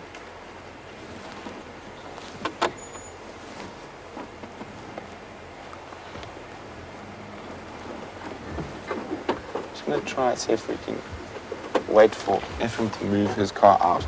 It's also very important we only ever move one vehicle at a time around cubs.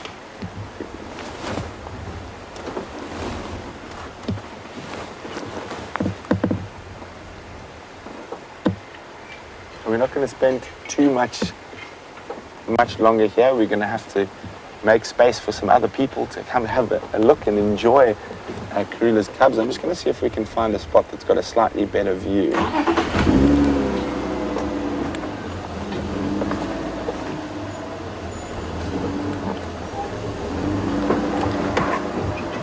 Ooh, big hole.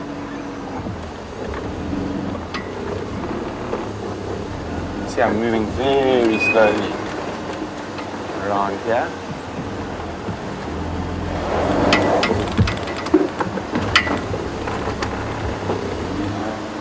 I think we might have been in the best spot. What do you think, Dad? Oh, I think there's a window through there. How's that? Yeah, I've lost visual, I think.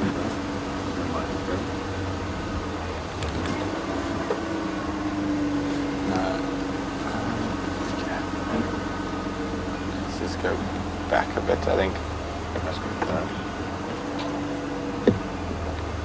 Right? Well, let's just sit here, see if that little one comes back. It went off playing. It went and jumped over those logs behind her.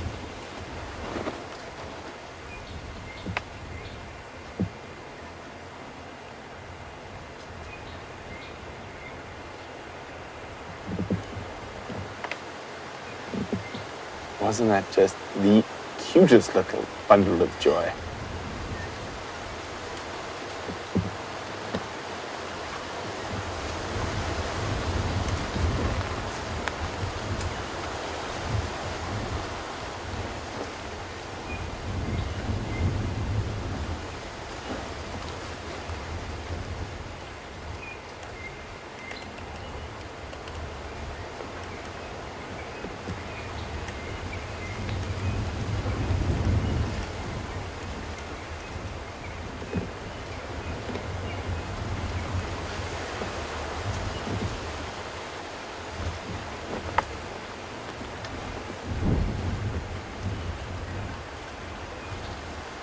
I can't see the cubs at the moment, just Queen Karula feeding.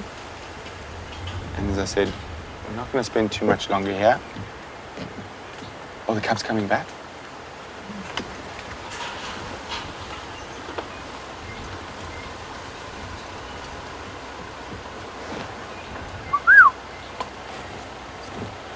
Bimpan's coming.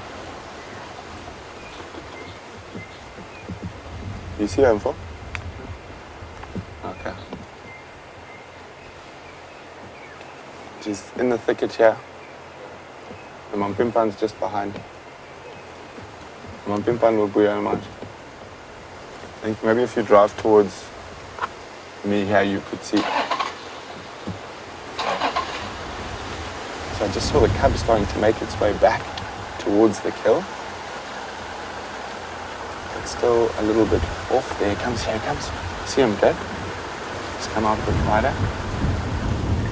Here comes the cub. Or one of the two.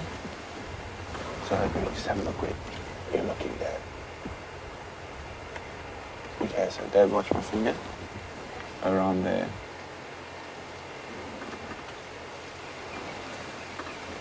A little bit further to the right. Just behind that fallen log. Stop there.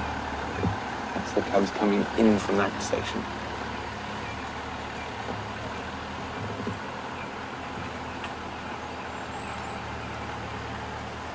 Still playing with grass and that. I can just make it out.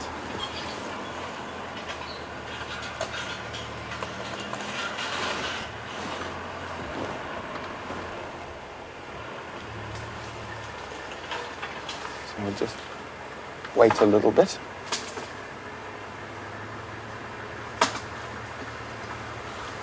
See if it pops back into view. Okay, I've got him now. He's directly behind the branch view, but he should pop out shortly. Or she.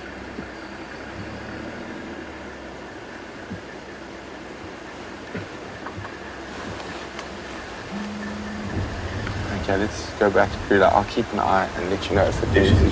You got it? Yep. There you go. Well done, Dave. Look at that.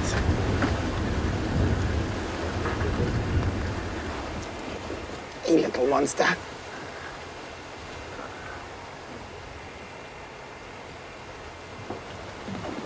There we go.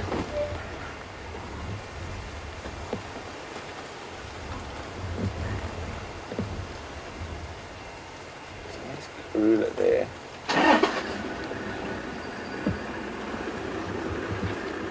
Oh, it's in the tree above Karula. It's going right up the tree, he's playing. You can just see the movement of the tree, the cubs up in the tree above Mom. falling out of the tree actually now. You can just see the movement of the leaves.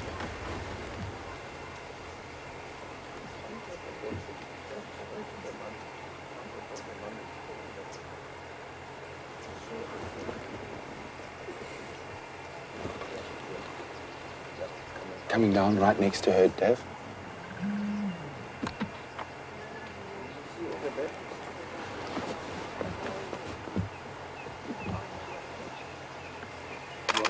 Going back up the tree. Yeah, there it is, in that thicket there, playing around in the tree above Mom. Yeah, right there. On the back of the mountain. It's come down behind Mom, but still in the tree. I don't want to say you want to keep the vehicle movement a minimum around, but I'm pretty sure it's going to come back around the front. Dave, you see it? So let's see where Karula's head is. Yep. I'm just going to try and move a skosh further forward for you, Dave, I think. That wind is...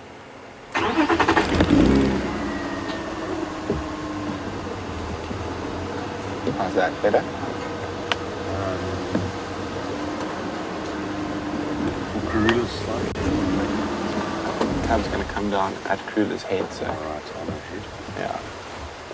So, let's just have a look. It's still above her.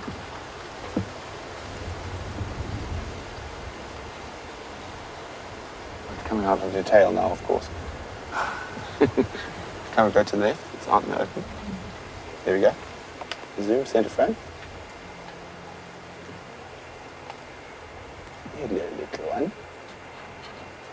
Definitely getting quite brave quite quickly, this little character.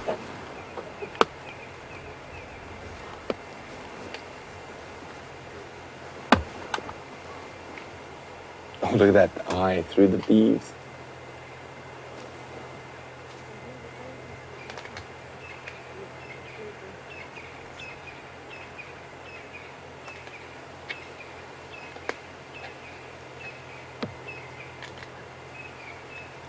Up onto the fallen log. Oh, gonna snooze there.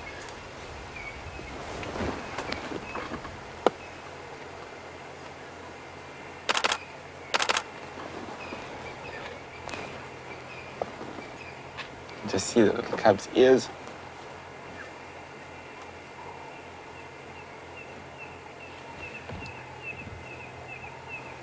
Can we roll back? Yes, There we go. Off to play. I think it might come back into the tree above Mom now. There we go, coming. That's actually my... I've got out to the right. They're coming right into the open. There, zoom in now. Next to that branch. There we go. Getting brave, going exploring.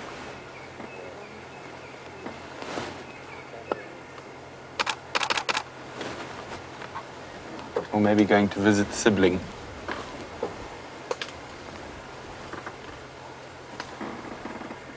I've lost visual. Isn't that incredible? How quickly this little guy's becoming very relaxed. You still got that? No, lost him.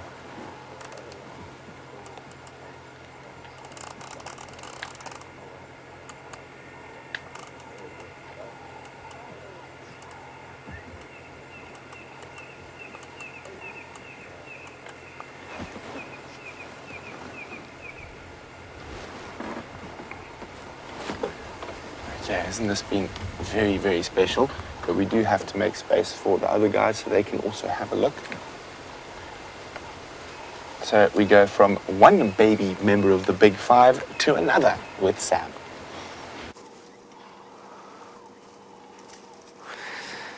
So you've just been with the leopard cubs, and I'm sure it's been great to watch them play with each other. But now we are with the little ellies, and it's been so fun to watch them. They've just been playing with each other, the older one here, and the little youngster just in front. They've been jumping on top of each other, and it's been fun watching them play. But it's a whole family here. You've got a mother just in front of the two youngsters over there, and then there's a big wall. The rest of them are coming just behind. the little youngsters, but we are here at Buffelshoek, and I mean, it's been very, very difficult to try and get you guys here, purely because that sighting of those leopard cubs, you can never, that is just incredible. So from one baby ellie, which we'll probably most likely see more than a baby cub, and it's a morning of little youngsters playing around and having a good time. And look at that family going into the distance now. They're going to go walk, and they've just had a big drink of water, as you can see on their legs. You can see the water. They've just been sitting in the water drinking for the last 15 minutes. And now they're going to head out and see if they can find some breakfast. And it's been very cool sitting with them. It looks like they're wearing socks or boots with that mud up to there. I've got one last one that's just sitting at the back here. I'm not sure what he's doing. Let's watch him for a second or two. What is he doing with his trunk there? It looks like he's feeling... He's either going to try and get some dust to put on his back, or he's going to find some grass to eat. Because I've seen them, yes, he went and found some grass. Now you can clearly see how big those ears are from the back. You can see the shadow that is cast because of those big African elephant ears. There we go. Give it that incredible sighting.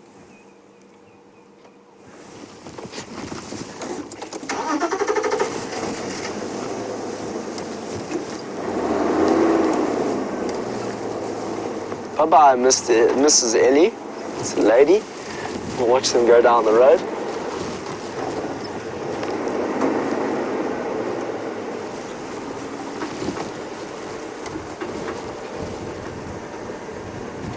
To walk in the tracks of giants.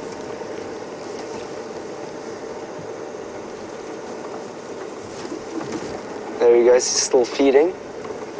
Watch him grab that. Ooh.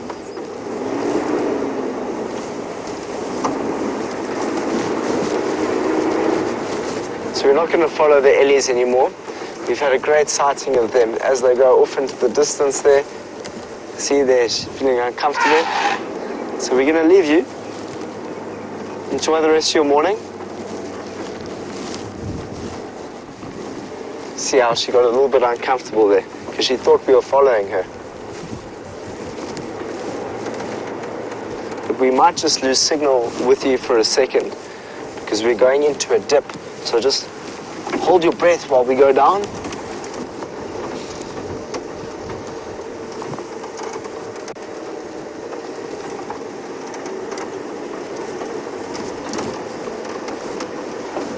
So it's been line, please, Brian.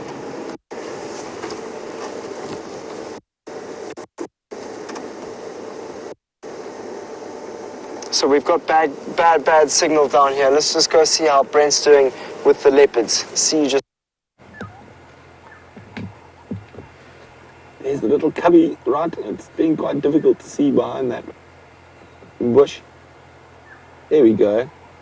So they're moving around and playing. I actually saw both of them stalking. Could be stalking sibling, but it also looks like they might be having a little rest there.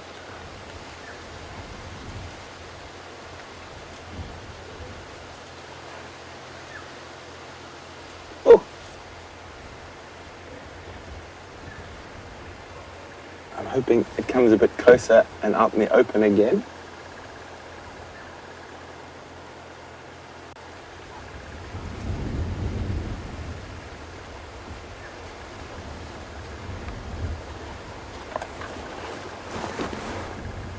Brenda in Virginia is wondering, what is the purpose of Karula bringing the kill to the ground and then swatting the cub away from it? Well, it's probably just to get the cubs to come closer to her so she can keep a better eye on them. And I don't think if the cub had started feeding, she wouldn't have swatted it. The fact that it was trying to play with her tail and play with her while she was feeding was the reason it got swatted, not because it was trying to eat. Looks like the little one's found a tiny patch of sun to sleep in.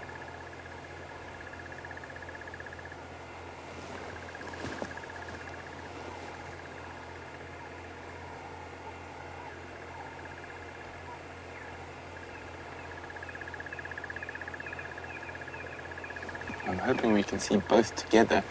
And when one starts snoozing like that, quite often it might be stalked by the other.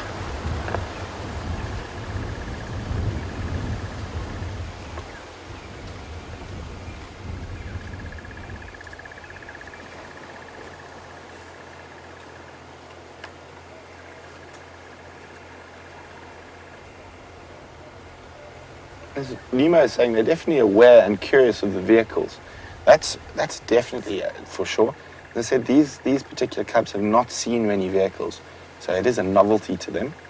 And we've just got to make sure that we all drive quite carefully around them, so they get nice and used to the vehicles. The leopard crawl, there we go. And you can see why it's called the leopard crawls. Moving along on your belly.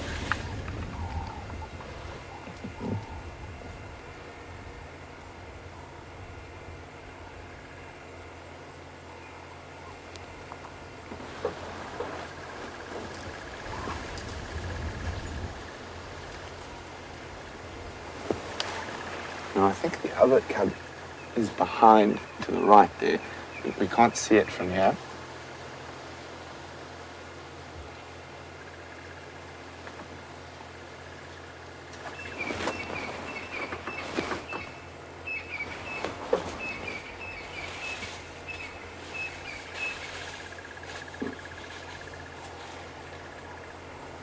Gerda says perfectly camouflaged, and you can see how well those rosettes work to break up the line and make a leopard disappear into the bush.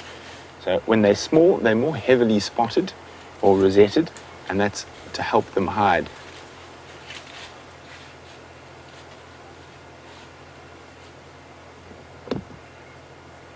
Oh, moving, might be coming back towards us. It's just gone behind the... Oh, there we go, coming back towards us. Oh, and did it lie down? No, still moving. Difficult to... And Karula's just moved deeper into the thicket. Look at that, disappearing leopards.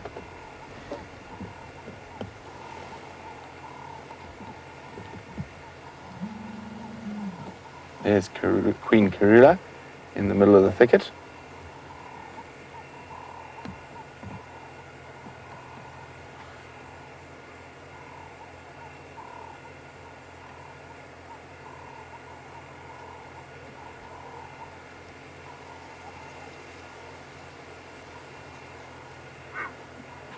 She's calling for them again. Here he comes, they're coming, he's coming.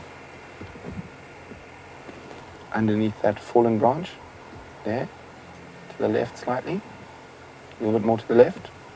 It's going to pop out. Right underneath there, it's going to pop out into that.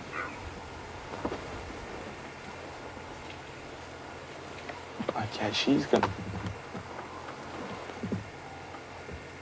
calling. It might be time for feeding, and I'm hoping she moves out into the open.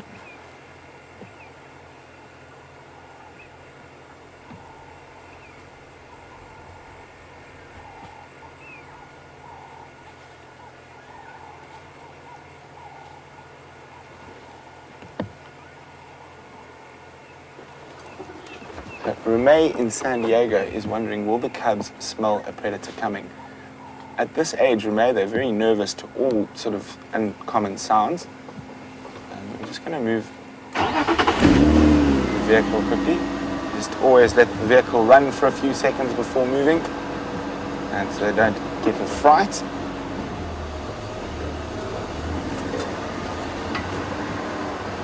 And she's cleaning the cub. Very slowly.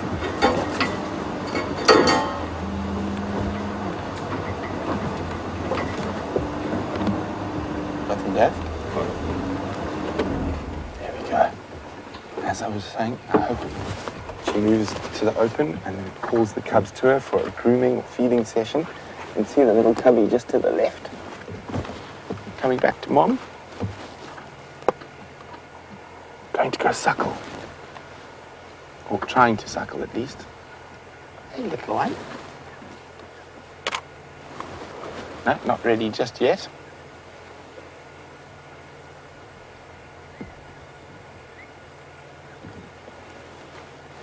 Still up for games. Look at that tail up in the air. Fat little belly.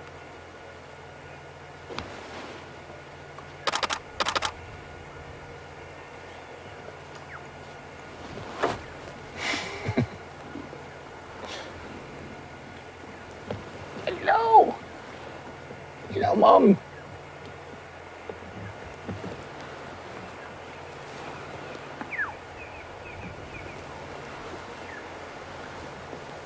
Now, hopefully the second one decides to come join.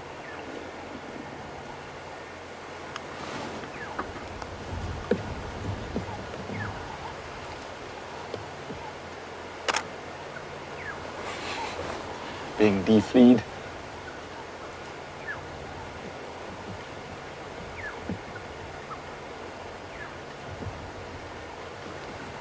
It doesn't want to be cleaned. It wants to try a drink, and Mom just wants to give it a good clean.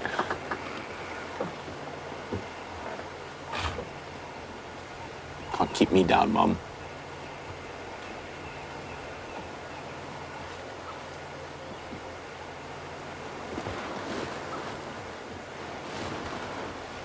Now, I did see the second cub briefly, and it does seem to be a little bit less relaxed.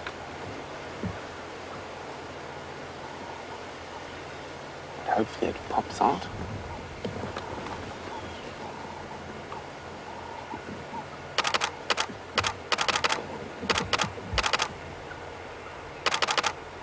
Hope you guys are getting some fantastic screenshots.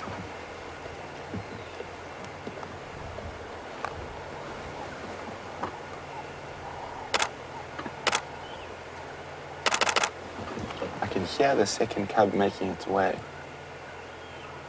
Sounds like it's just to the left of where these two are, in that thicket where we saw the one climbing the tree.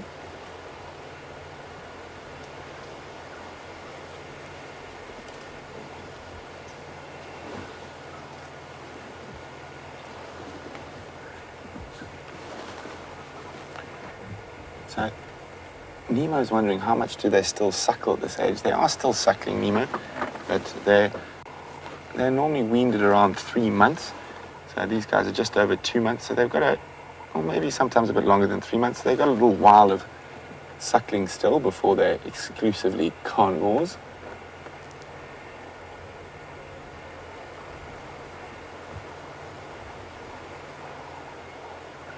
But they're looking very fat, fit and healthy.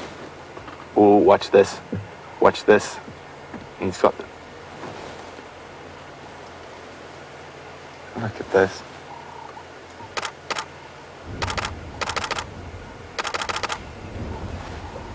Megan in Ottawa is saying the concentration of spots above the cub's eyes look like eyebrows.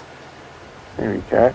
Now, I've been trying to get the spot pattern, and I think this one's, yep, it's a 3-3 spot pattern, the cub that we're seeing at the moment. Now, as I said, really hoping that the second cub decides to put in an appearance.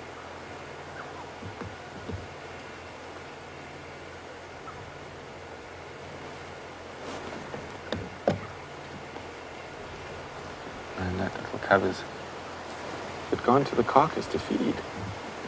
I think it has, yeah. I can just make it out through the bushes there. Let's come across to the left and zoom. It could be just, there we go. So even at this young age, they are very much meat eaters.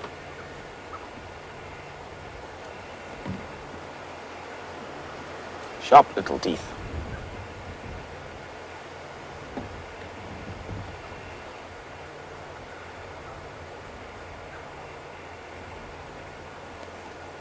Yummy, yummy, yummy. Diker for breakfast.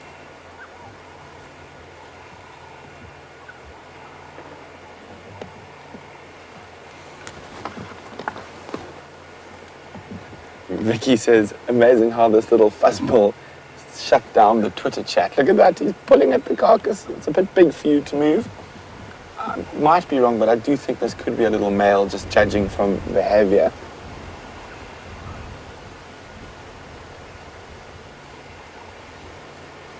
Oh, so gorgeous.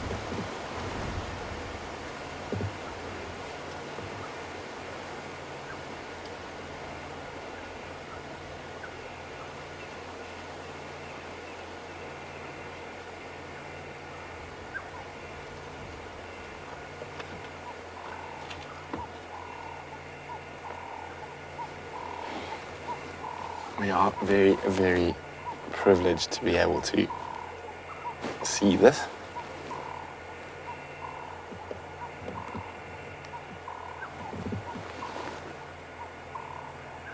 I can still hear the second cub.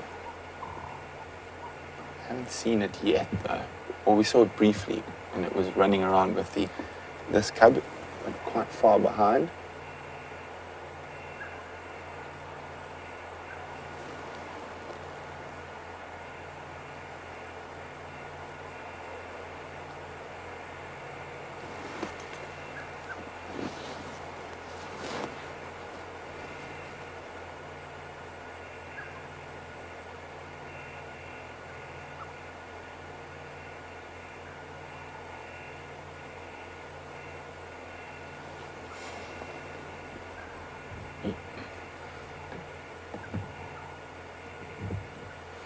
Isn't that just stunning? Not only Vicky has shut down Twitter chat, but it's also shut me down. I just want to watch and not speak.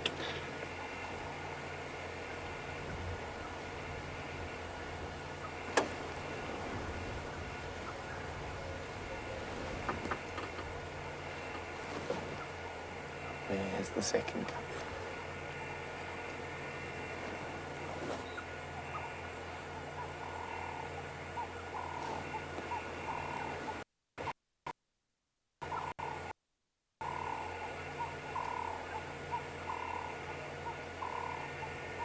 It's not uncommon to have quite a big difference in personalities between leopard cubs, and one very bold and one very shy.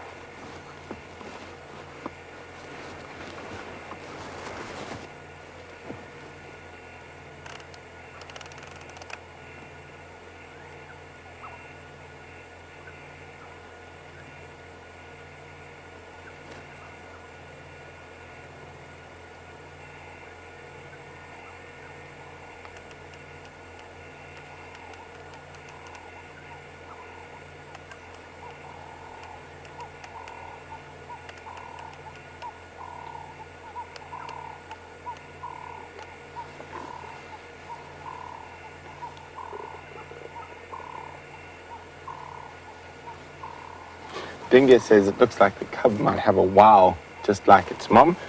I don't know, but I can't really see it myself. I'm looking closely at the photo here. I can see an extended W more than a wow.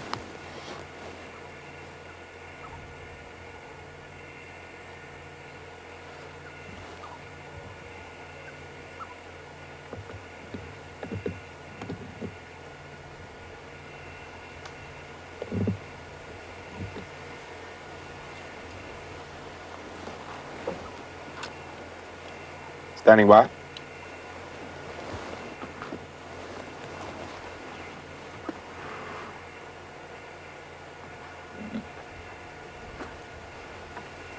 Jared says this is the best drive yet with Karula and her cubbies.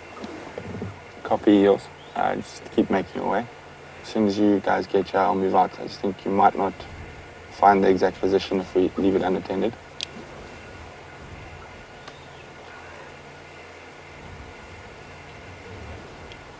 Copy.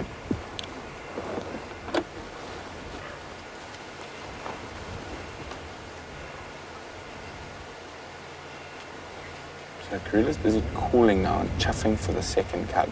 So hopefully we'll keep watching this one feast on the duiker, but hopefully the second cub does make an appearance with mom.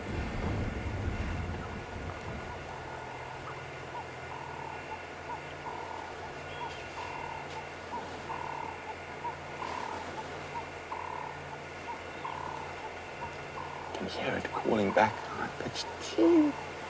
Almost sounds like a little warbler.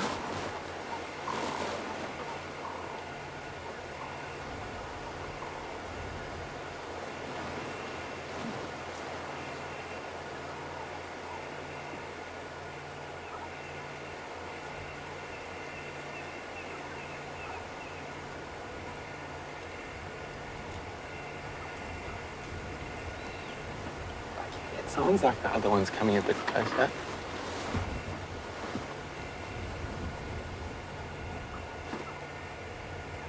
Difficult to pinpoint a direction with this wind.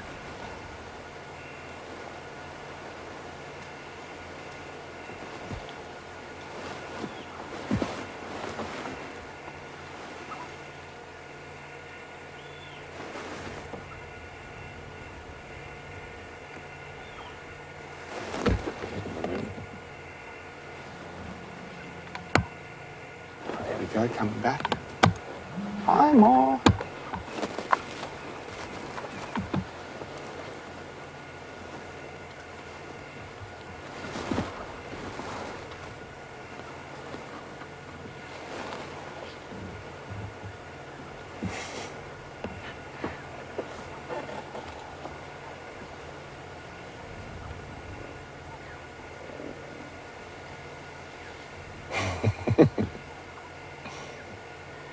Mom, I don't want to be cleaned. I want to suckle and play.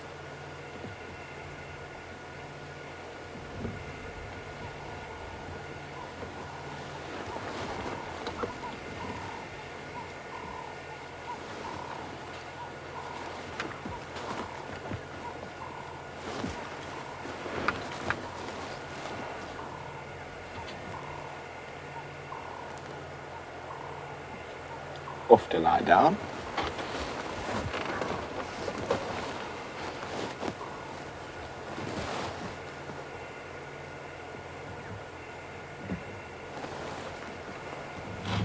Come on, second one.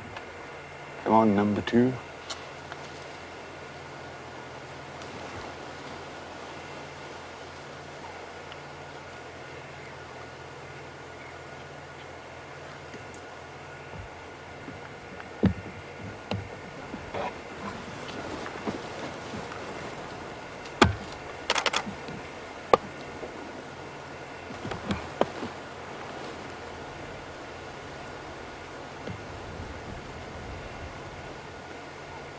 Isn't this just magical?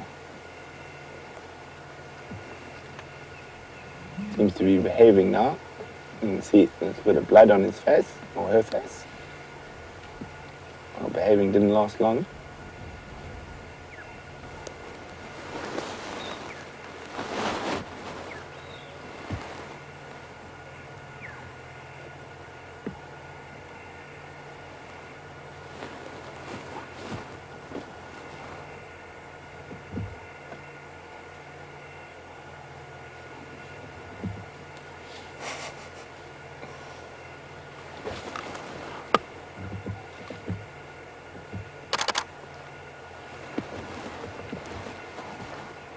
Getting a good de-fleeing, de-ticking.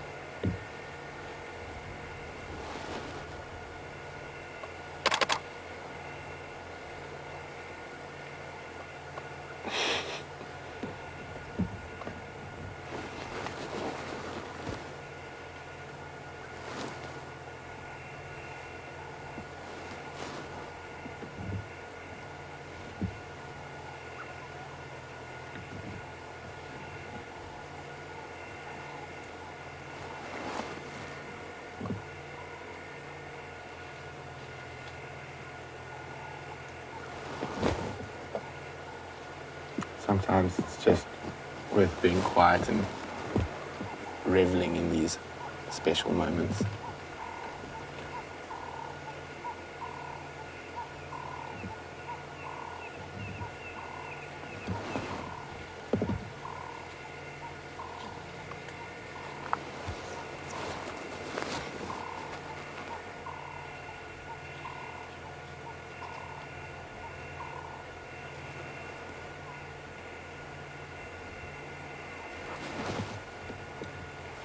See how she's so hyper alert.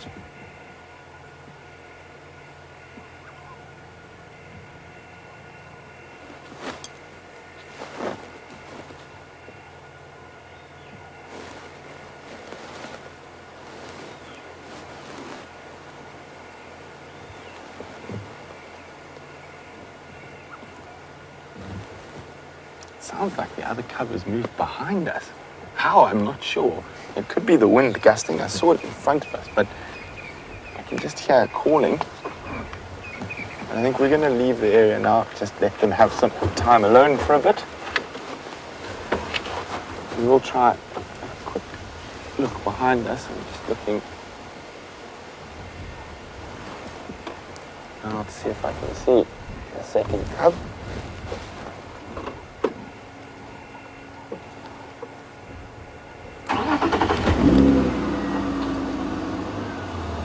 So we're going to leave here, and there's no other vehicles on their way. But let's leave her alone for a little bit.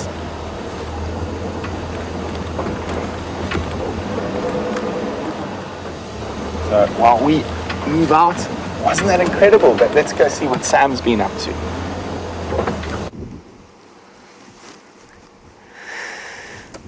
An incredible morning spent with the cubs, and here you are now sitting with a termite mound. Quite a difference from playing cubs to a pile of sand. But it is incredible to look at these structures and to see how termites have built them.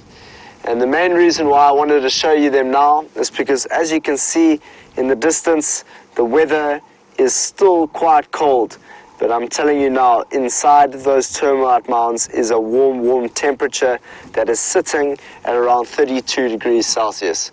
So what's so intelligent about these mounds is they are able to hold this temperature and look after the fungus that they are growing beneath it.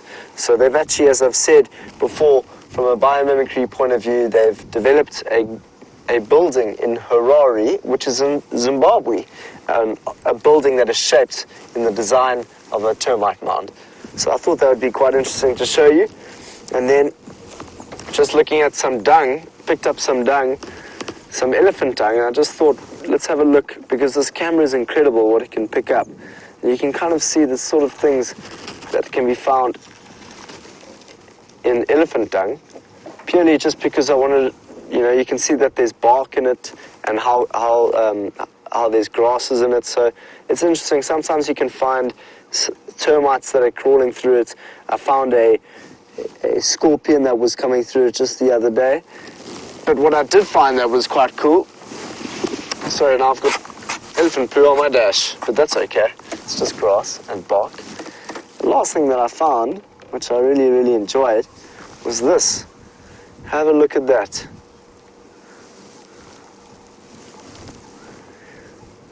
Maybe I should put my hand behind it so you can really see the clippers. The clippers on this beetle. So I was just looking through the soil to have a look at what we could find, and I just found this front of a beetle. So I have no idea what beetle it is from, but those incisors right in the front there look like they can cut open, and they would give you a nasty bite if you were to come across it.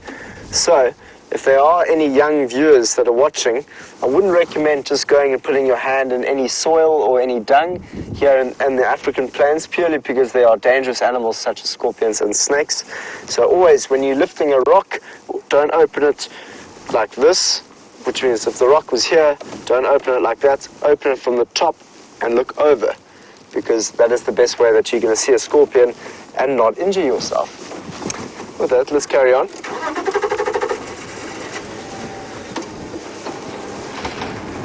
So, Karula's cubs. I'm sure they were incredible. I heard they were eating part of the carcass, playing with their mom. What a morning, to see the youngsters playing with the Queen Karula herself. I've had the pleasure of meeting the cubs on foot with Brent, I think it was about 2 weeks ago, and I haven't seen them since, so it's great to know that they're still alive and they're still doing well. I'm sure you're all very pleased as well. But we've had an interesting morning. We've been driving. I know that we've been sitting with those cubs, but we've been sitting near Brian trying to take in this weather because it seems like it's going to rain quite soon. And we're now on Cheetah Plains, which is to the east of our boundary, our eastern boundary. And we're going to see if we can find the cheetah on this road, because there was reports a couple of days ago that they saw a cheetah on one of the termite mounds. Yeah, so we just thought we'd give it a drive, see if we can find any tracks, and see if we can see it maybe there on the termite mound.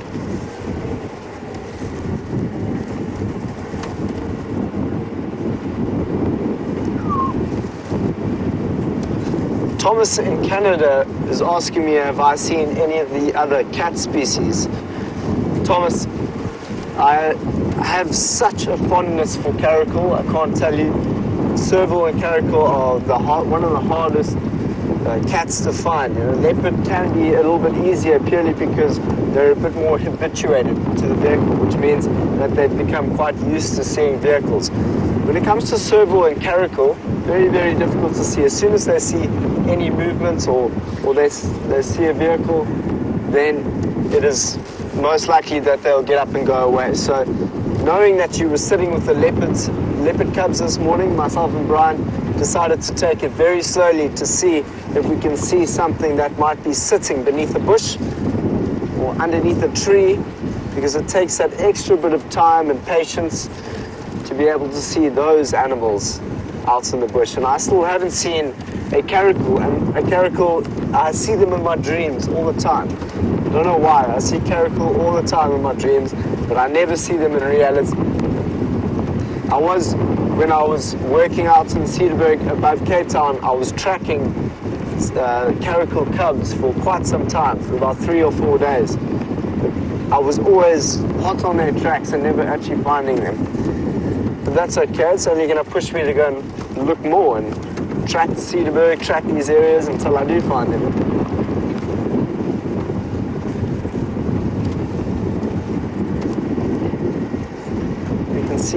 We're going to see if we can find a giraffe and a cheetah in this area, because this is a very good area to see if we can find those wonderful animals.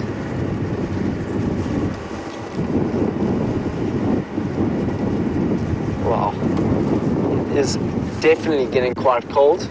Can you feel that chill, Brian? Oof. And it was very hot yesterday. I think it got up to 39 degrees Celsius, which is about 89 Fahrenheit, I think. I don't know, I'm not so sure on the Fahrenheit, but I think 39 degrees Celsius gets up to about 89 to 90 Fahrenheit.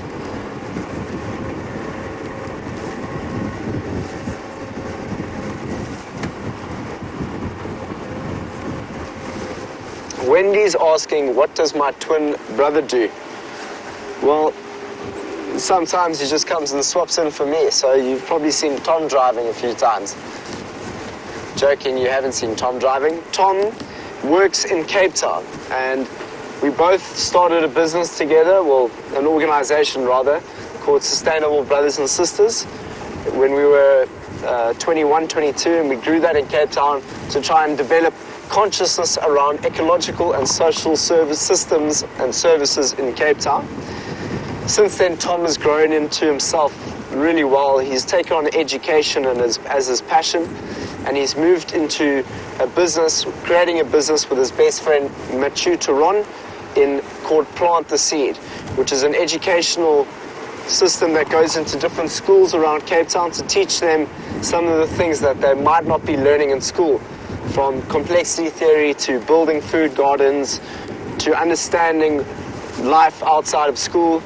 So that is Tom. He's really going into the education system, trying to open it up and allow the kids to take hold of their future so that they can make a difference when they leave. There goes an eagle, looks like. Can't tell what it is from this distance, but it's got quite a large wingspan. Do you have any idea what that is, Brian, from a distance? Could very well be a tawny eagle. But going back to that, I do miss my brother very much. He's a great man. He looks very similar to me, and he's doing such good in the world in terms of plants and gardens and making a difference in the world where he can. So I'll get to see him in just a couple of weeks. It's my birthday, and we have obviously born on the same day. He's 2 minutes apart, so he... Ooh, what do we have there? Have a look. This is why we're going slowly, so we can see those secretive animals. It's a kudu. It looks like a young kudu in there. Wow. You see now, oh, it is a nyala, so I couldn't see from here. It's an nyala. Thanks for zooming up, and now we can see quite clearly the spot patterns at the back and the white stripes that are at the back. The kudu and the nyala are very similar species. They like to go into the areas where it's quite thick in bush because it hides them and camouflages them. So this is a great example of this. And it's a female, and you notice it's a female purely because it doesn't have horns. And the kudu horns are really, really, really big. Magnificent looking horns. Like it'll have 2 to 3 twirls sometime on them. But you can see she is listening to every single thing that's going on around her. She's moving that ear from left to right. And that is their advantage. Their senses are so attuned to this environment, whether it's they're smelling for different... The smell of a predator is very obvious, I think, to a herbivore. If they got downwind to a predator, they'll be able to smell it, and they would either bark at the predator, or they would take their youngsters, if they were youngsters, and try and get away from there as quick as possible. And the reason why kudu and nyala like to bark when they see a predator, such as a lion and a leopard, is it's just to say to that predator, I can see you, you are not stealthy anymore, I know where you are, so don't try and attack me. But that's very different to the wild dog. Much like a week ago when we were chasing the wild dogs around Vuyatela, we saw the wild dogs chasing in a nyala, and that nyala wasn't going to stop and bark. It was just going to get out of there. But have a look now. You can quite clearly see the spot patterns at the back, which almost look like sun coming through the trees. That's a great little piece of camouflage, and the disruptive coloration of the white stripes of that kudu. So you are a beautiful, beautiful animal.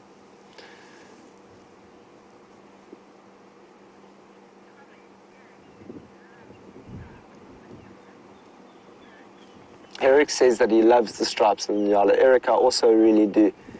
It's interesting, like when you start to think about evolution, the way in which animals, birds, and everything else adapted to their environments, and it's just so clever that bodies and genes were able to adapt by creating lines on their back like that so that it could protect them in the bush and make them more camouflaged.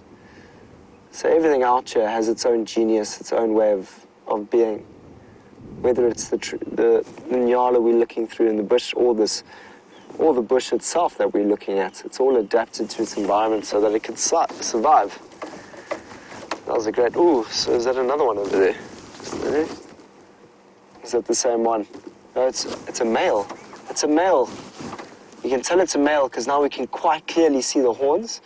It's just gone behind that bush, but what's incredible about the nyala is that if we get an opportunity to have a look, oh, there we go, look at that.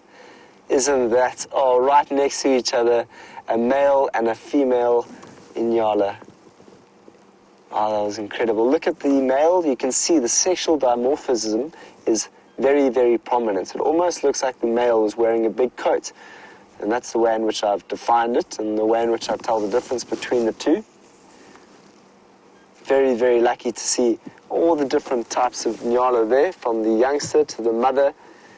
You don't often find them together like that. The males will often be solitary, moving on their own and looking for a mate. So it looks like they've just done that. But there was a young one there, and the young one had those horns, and you could tell it was a young male not only by the horns, but you could see that sexual dimorphism beginning to take root, as you could have seen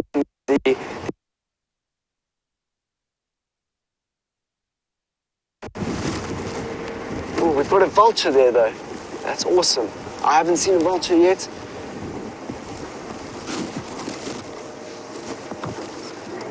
Just want to see if we can get a good position of this vulture. It looks like a white-back vulture from this position. I just want to check if you've got good signal. Okay, so we're good with signal.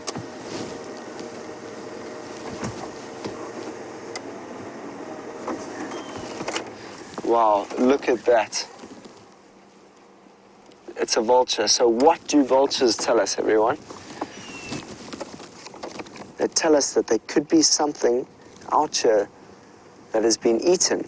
And so there's some, I can't smell anything that smells bad, but they're definitely sitting there for a reason. And they're also, much like hyenas, very, very similar, because they're the hygienists of the bush. So they go and collect any of the carrion and the old carcasses that have died. But let's have a look at this vulture. Have a look at all the defining features of it. What can you see? You can see a white head, quite a short hook, brown body. We're going to go and have a look in the book and see which vulture it is. And it looks so cool. If Brian could just pull back a bit so you could see how it looks. Look at that. So it almost such a picturesque of a vulture in a dead wood. And that's the road that we're on now. We're on Wood Road. It's very cool.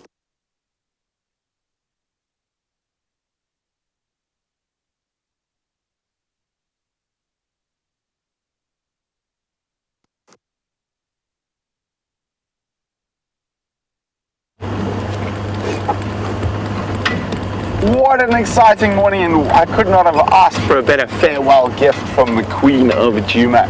I think I spent those incredible moments with her cubs, and now I'm feeling so lucky. We're heading towards the western edge of Djuma. Maybe, just maybe, the wild dogs will come across to say adieu as well.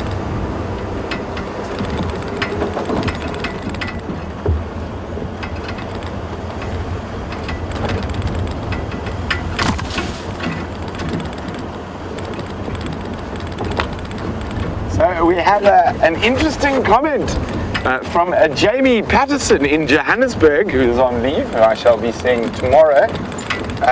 Jamie says she's very, very jealous, and isn't it incredible how fast leopard cubs grow? That is very true, and those little guys are growing at a rate of knots at the moment.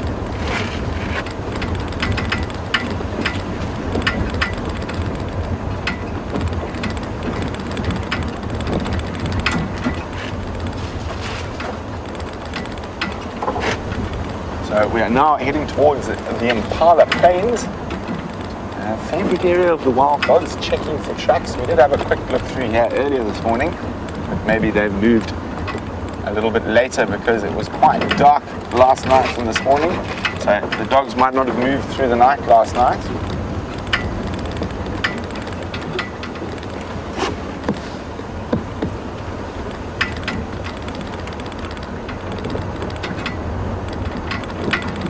No impala on the plains, the sunrise safari.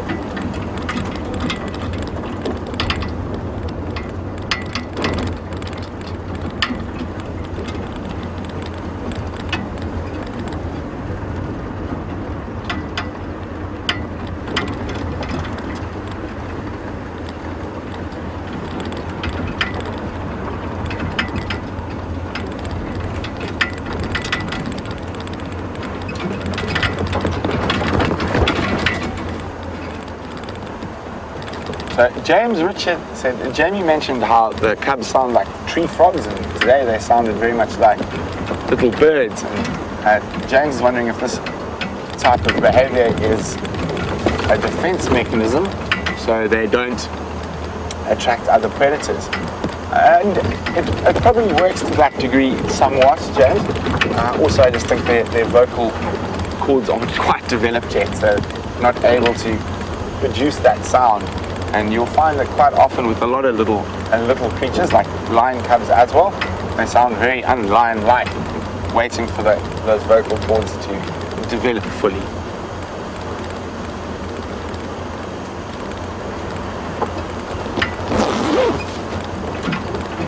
warming up now. Sun trying to fight through the clouds.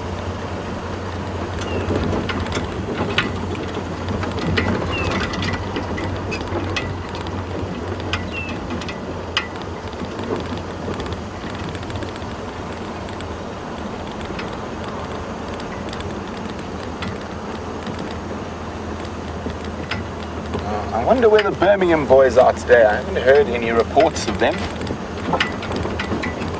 So, I wonder how far they marched last night. Well, they were successful in catching something.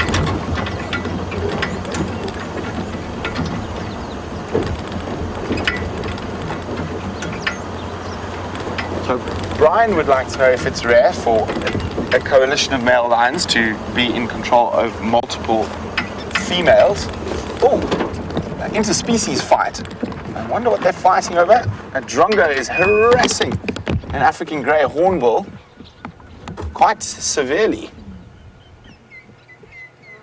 Oh, that's not something you see every day. Maybe they're fighting over a morsel. That drongo was definitely giving that poor hornbill a good hiding.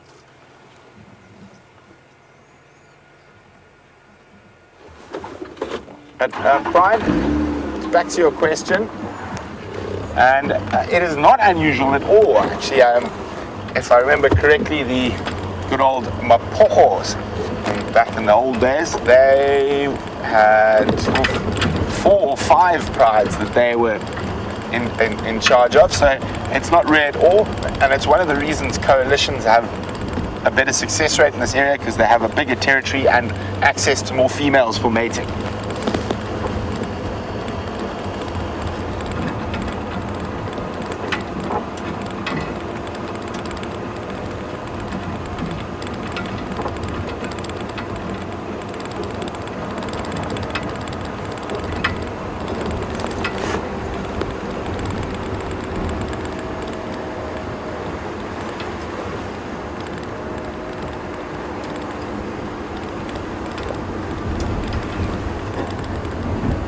Just checking carefully for tracks here, nothing yet.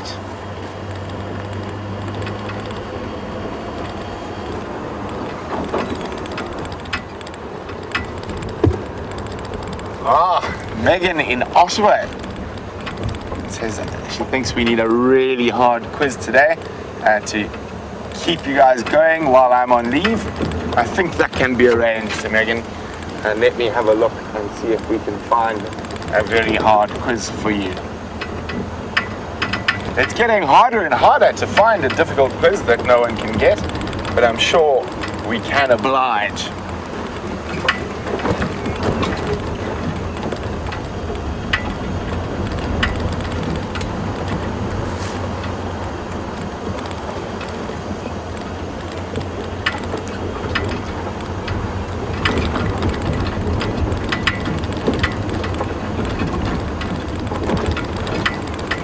I'll keep an eye out. I think I know where I'm going to head. To an area with quite high plant diversity.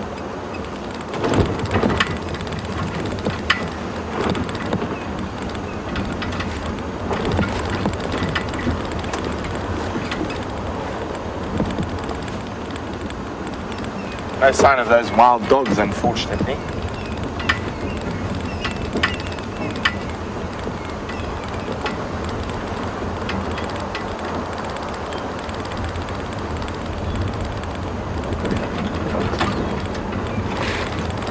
Jared would like to know if we've seen Nelson the impala recently. Those of you not sure who Nelson is a one-eyed, one-horned impala, which we named after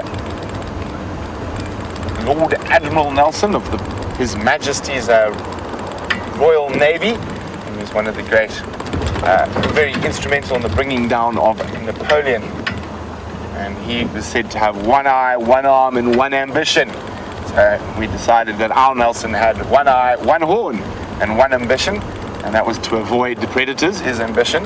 But unfortunately, I have not seen Nelson in a month or so.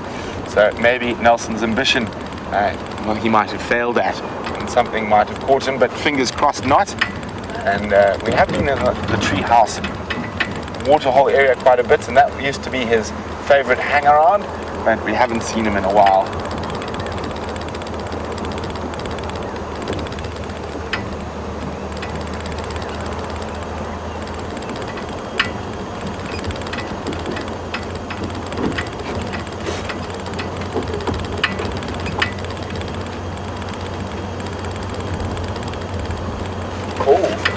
You're going to have some, looks like there could be some action starting around here. Male impala chasing females. Let's just get into the right spot.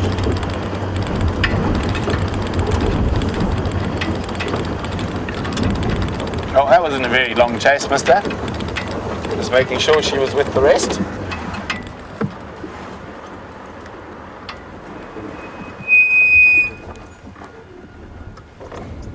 So, there we go.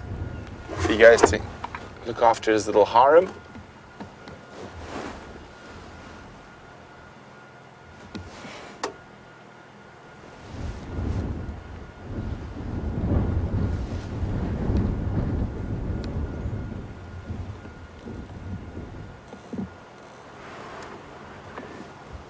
So Monkey Man says he'd like a bird quiz, and Maju is Major would like a baby leopard quiz. Oof. Well, maybe I have to leave you with multiple quizzes before I head off on leave.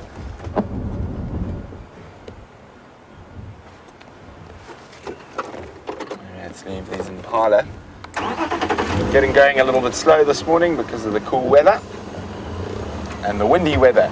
I'm choosing to stay out in the open rather. Ah, Monkey Man. And I've got a bird quiz for you. Oh, let's just move a bit further, and this could catch a few people out. So on these impala are some oxpeckers.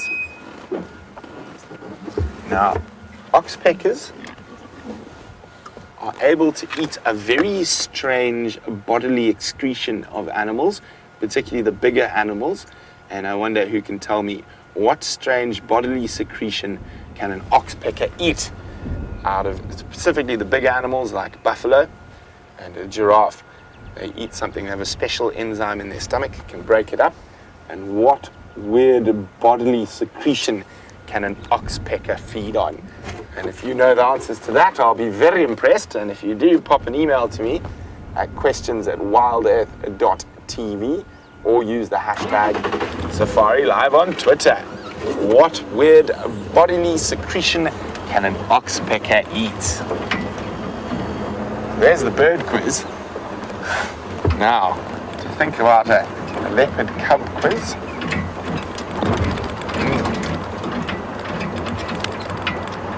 I have to think a bit long and hard about that one to make it difficult enough that it's not too easy.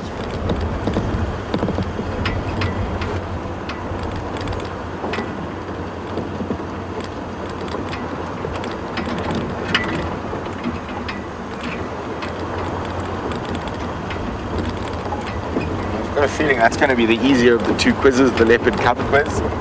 We've got so many fantastic leopard experts amongst our viewers.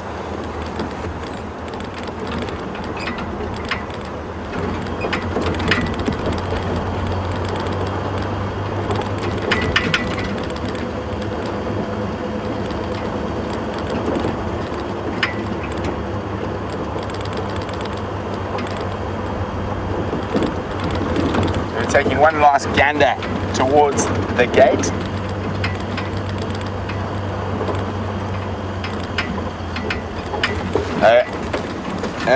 Someone has said blood. Blood is not a strange bodily secretion that oxpeckers feed on. It's one of their normal ones, and we've often seen them keep wounds open. So blood is indeed a bodily secretion. Well, I suppose it's not. It's not supposed to secrete. It's better for an animal if the blood stays inside. But this is something that the animals actually create, and actually in a certain way. I'm trying to think about how to say this without giving the answer away, but it's not blood, and it's not the inadvertent hair that they get when they are feeding off ticks.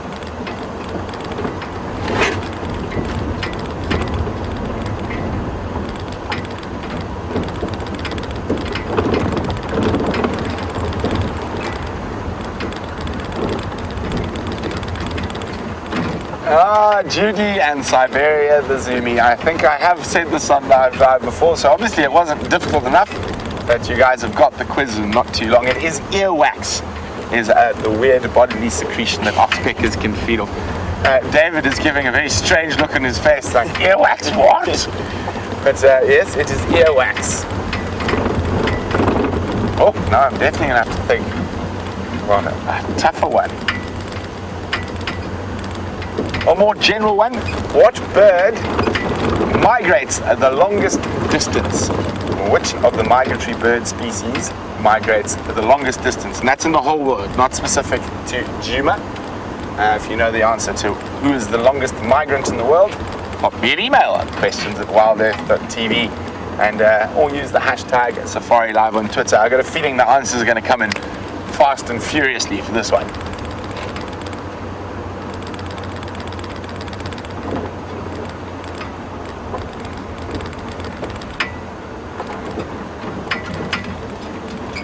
So unfortunately, no wild dog tracks crossing, and while you guys think about what is the bird that migrates the longest, let's go see what Sam's up to.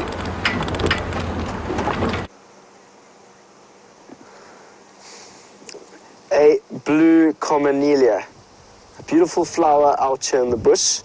Thought we'd come and find something nice and colourful on this grey day here with WildEarth, and it's been a fantastic morning, as you've all seen such incredible content of that leopard. I mean, wow, I can't wait to see some of the footage that is going to be at studio. But over here, I just thought I'd bring some things just for fun to show you.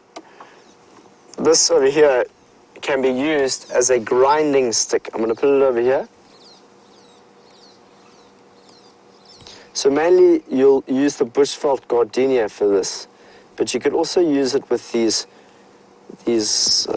sticks here, because you can find that they do that. So what you do here is you pull all of the stems off the side here, and then you go like this, and you rub it, and this is how you can make some mealie meal, or how a lot of people make pap and that sort of stuff out here in the bush. And what do you call that, sir? Do you know, Brian, when you grate things like that? I forgot what it's called, but anyway, if you want to cut stuff up, put it in a little bowl, mull it up, it's really, really good device. But also, have a look at this. You can imagine in the wind, everything out here has got a different way of seed dispersal, and you can tell that this has a beautiful structure. So if I went like this to you, while the wind's blowing, I don't know if you can see that. If you can see, I'll put that behind. You can see quite a lot of white. Is that correct? Can you see all that white? But if I went like that, you can see through it. So that's a very, very clever design that nature's created in order to create a Fibonacci sequence. So it's collecting as much sunlight as it can. And if you look, when I start going in a little bit faster, all the white things are going to fall off. No. Maybe I've got to blow it. So it's very, very intelligent, all these little plants out here, to see how they get their seed out into the bush. Yeah. So it's incredible when you go and you look around the bushveld to see the little designs that are out there and how effective they are. I know that I just spat a word out that many people might not understand. Fibonacci, have a look at what Fibonacci is. Fibonacci is learning about the golden ratio, the spiral. So you can see the spiral in many things in life. You can see it within plants, you can see it within shells. Shells, you can most obviously see it. If you go and have a look at a perlman shell, you'll see that it has that perfect spiral. And some people call it the spiral of life. And if you are aware of it and you open yourself to all those different spirals, you can see them everywhere. I mean, you can even, you know what's so incredible is actually eagles use that spiral of life effect when they are trying to locate on a prey. So if you can imagine, an eagle's in the sky and it's circling over like this. It circles as it gets down to the prey. So many eagle species don't just dive, bomb, and get it, like the fish eagle will do. Some eagles will turn in a spiral formation with a one eye locked onto the target, and they will move like this all the way down until they pick up their prey. So it's not only within the designs to collect both water and sunlight, but it's even in the design of the way in which predators hunt. So it's incredible when you start to look a little bit deeper at the intricate workings of the natural world, to understand a little more about how this complex world works. And the final little thing that I found while I was out here is this. So what I'm holding here is a silver cluster leaf. And as most viewers would have noticed, I try and eat it sometimes to show you the taste of it. I'm not going to do that anymore because it really actually doesn't taste nice. And when I'm trying to talk to you, it's just not nice. I just can't talk properly. But if you have a look closely over here, you can see that there's something that's been living in there.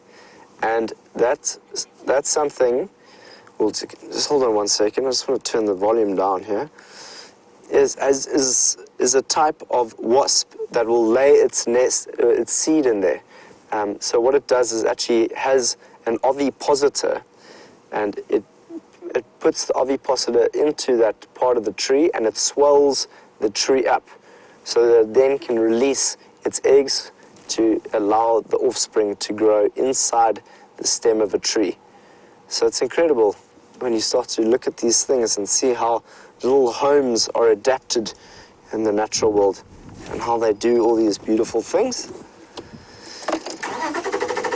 And finally, it is coming towards autumn. So you can imagine, you can see the greenery around us and the clouds that are ahead of us can tell us that there is going to be some rain. So hopefully when the rain comes, it'll keep the bushveld quite green for the next month or so. But as soon as we get halfway through May, we're going to start seeing the bush dry up, and the golden colors that I love so much are going to start showing their face to all of us and giving us a whole new experience of the bush. So that's the beauty of this live safari, is that it's constantly changing, it's dynamic, and it allows us to see the many faces that the bush is, which is very cool.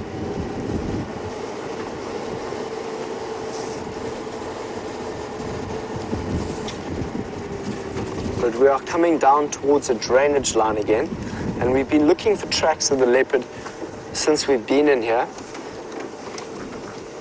So we're going to go slowly, and what's quite nice about coming into an area quite slowly and just listening is it gives you the best chance of not only seeing the secretive animals such as the buck, but the leopard as well.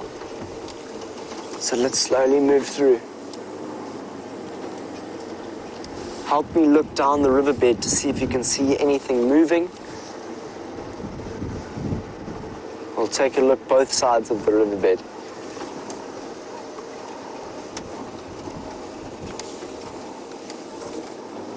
It's almost like an archway over there. Have a look at the tree coming over that little pathway. Very cool. And right. And you know what I think we'll see when we come towards the winter months? We'll start to find elephants coming down here. You can almost see some elephant tracks in the riverbed here, the big holes that are there. And those will be the elephant tracks. And what's very interesting is that we'll find elephants come to this area because they'll come and dig through this sand and soil to find the water that they need. So it is going to be very dry in a couple of months, and we'll be able to see all sorts of different things happen.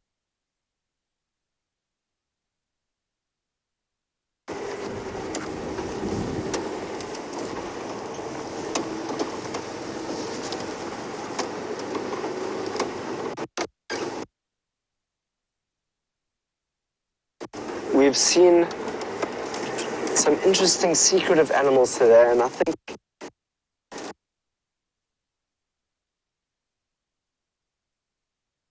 them been at business, looking for an eye, not looking for an eye, keeping an eye out on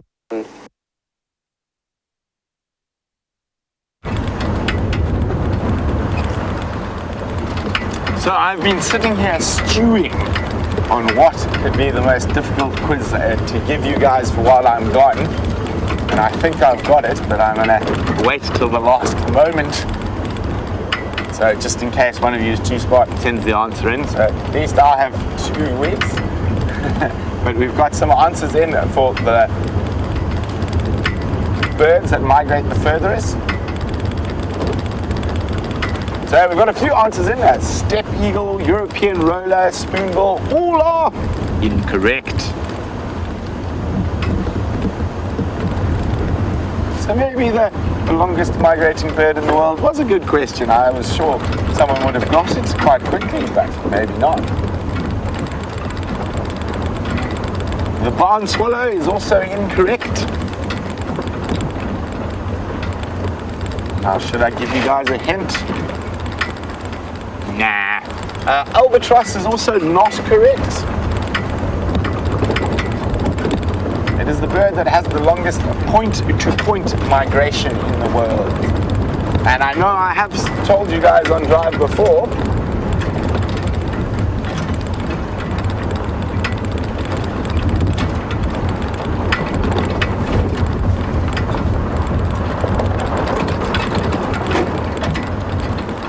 but I think the quiz I'm going to leave you with at the end of the safari is going to be a fish quiz, just to mix things up a little bit.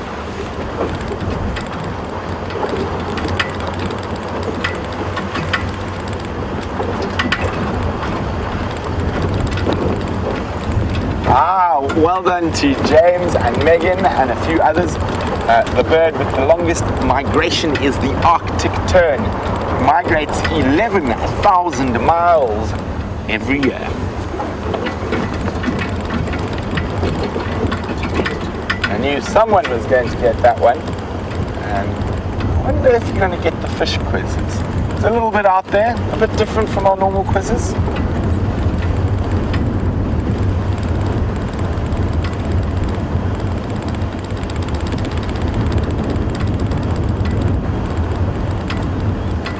Of course, I'm a very big fan of fish, since I like fishing, and I'm hoping to do a little bit of fly fishing while on leave for the indigenous yellowfish of South Africa. There's lots of great fishing to be had of indigenous species, and for me they're one of the best to fish for because they are such strong fighters.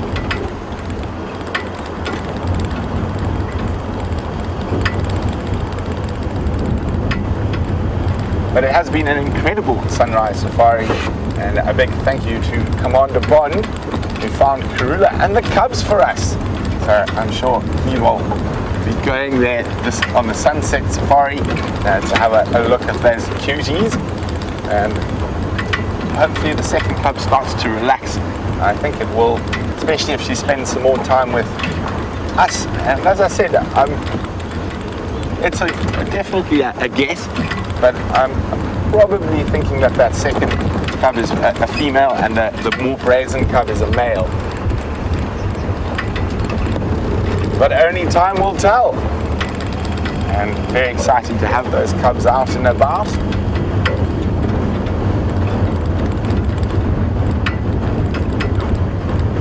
Megan and Brian would like to know what I'm up to on my leave. Well, hopefully a bit of fishing on the Vaal River. And then I might go see my grandmother in Durban. But unfortunately, quite a bit of my leave is going to be taken up visiting some doctors. I need to get some scans on my hip.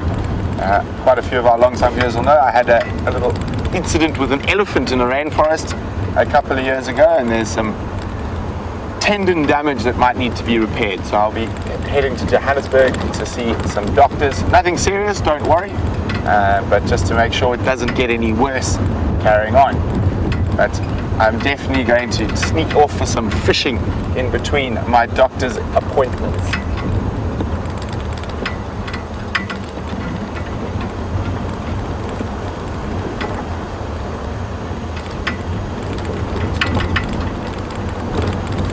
also the wonderful thing about some of the places we go fishing, I'll get to see a whole new host of bird species and butterfly species, and always have my binoculars close at hand. We are very lucky in South Africa. It is a land of much diversity, from high mountains to thick misbelt forests to big rivers and places full of elephants and leopards and lions.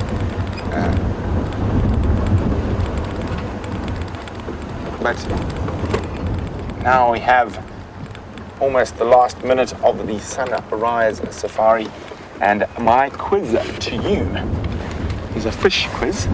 Now, Africa's also got amazing diversity in freshwater fishes. So the quiz is, which lake in Africa has the highest number of cichlid species? Which lake in Africa has the highest number of cichlid species?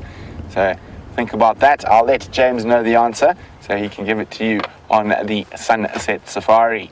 But think about that one. So as I said, I'm about to go and leave. It's been wonderful out here for the last 6 weeks. It's been really great taking you guys out on safaris. I really do love it. It's amazing to be able to share my passion and love for Africa with you. And hopefully you'll be going back to Karula and the Cubs with James this evening.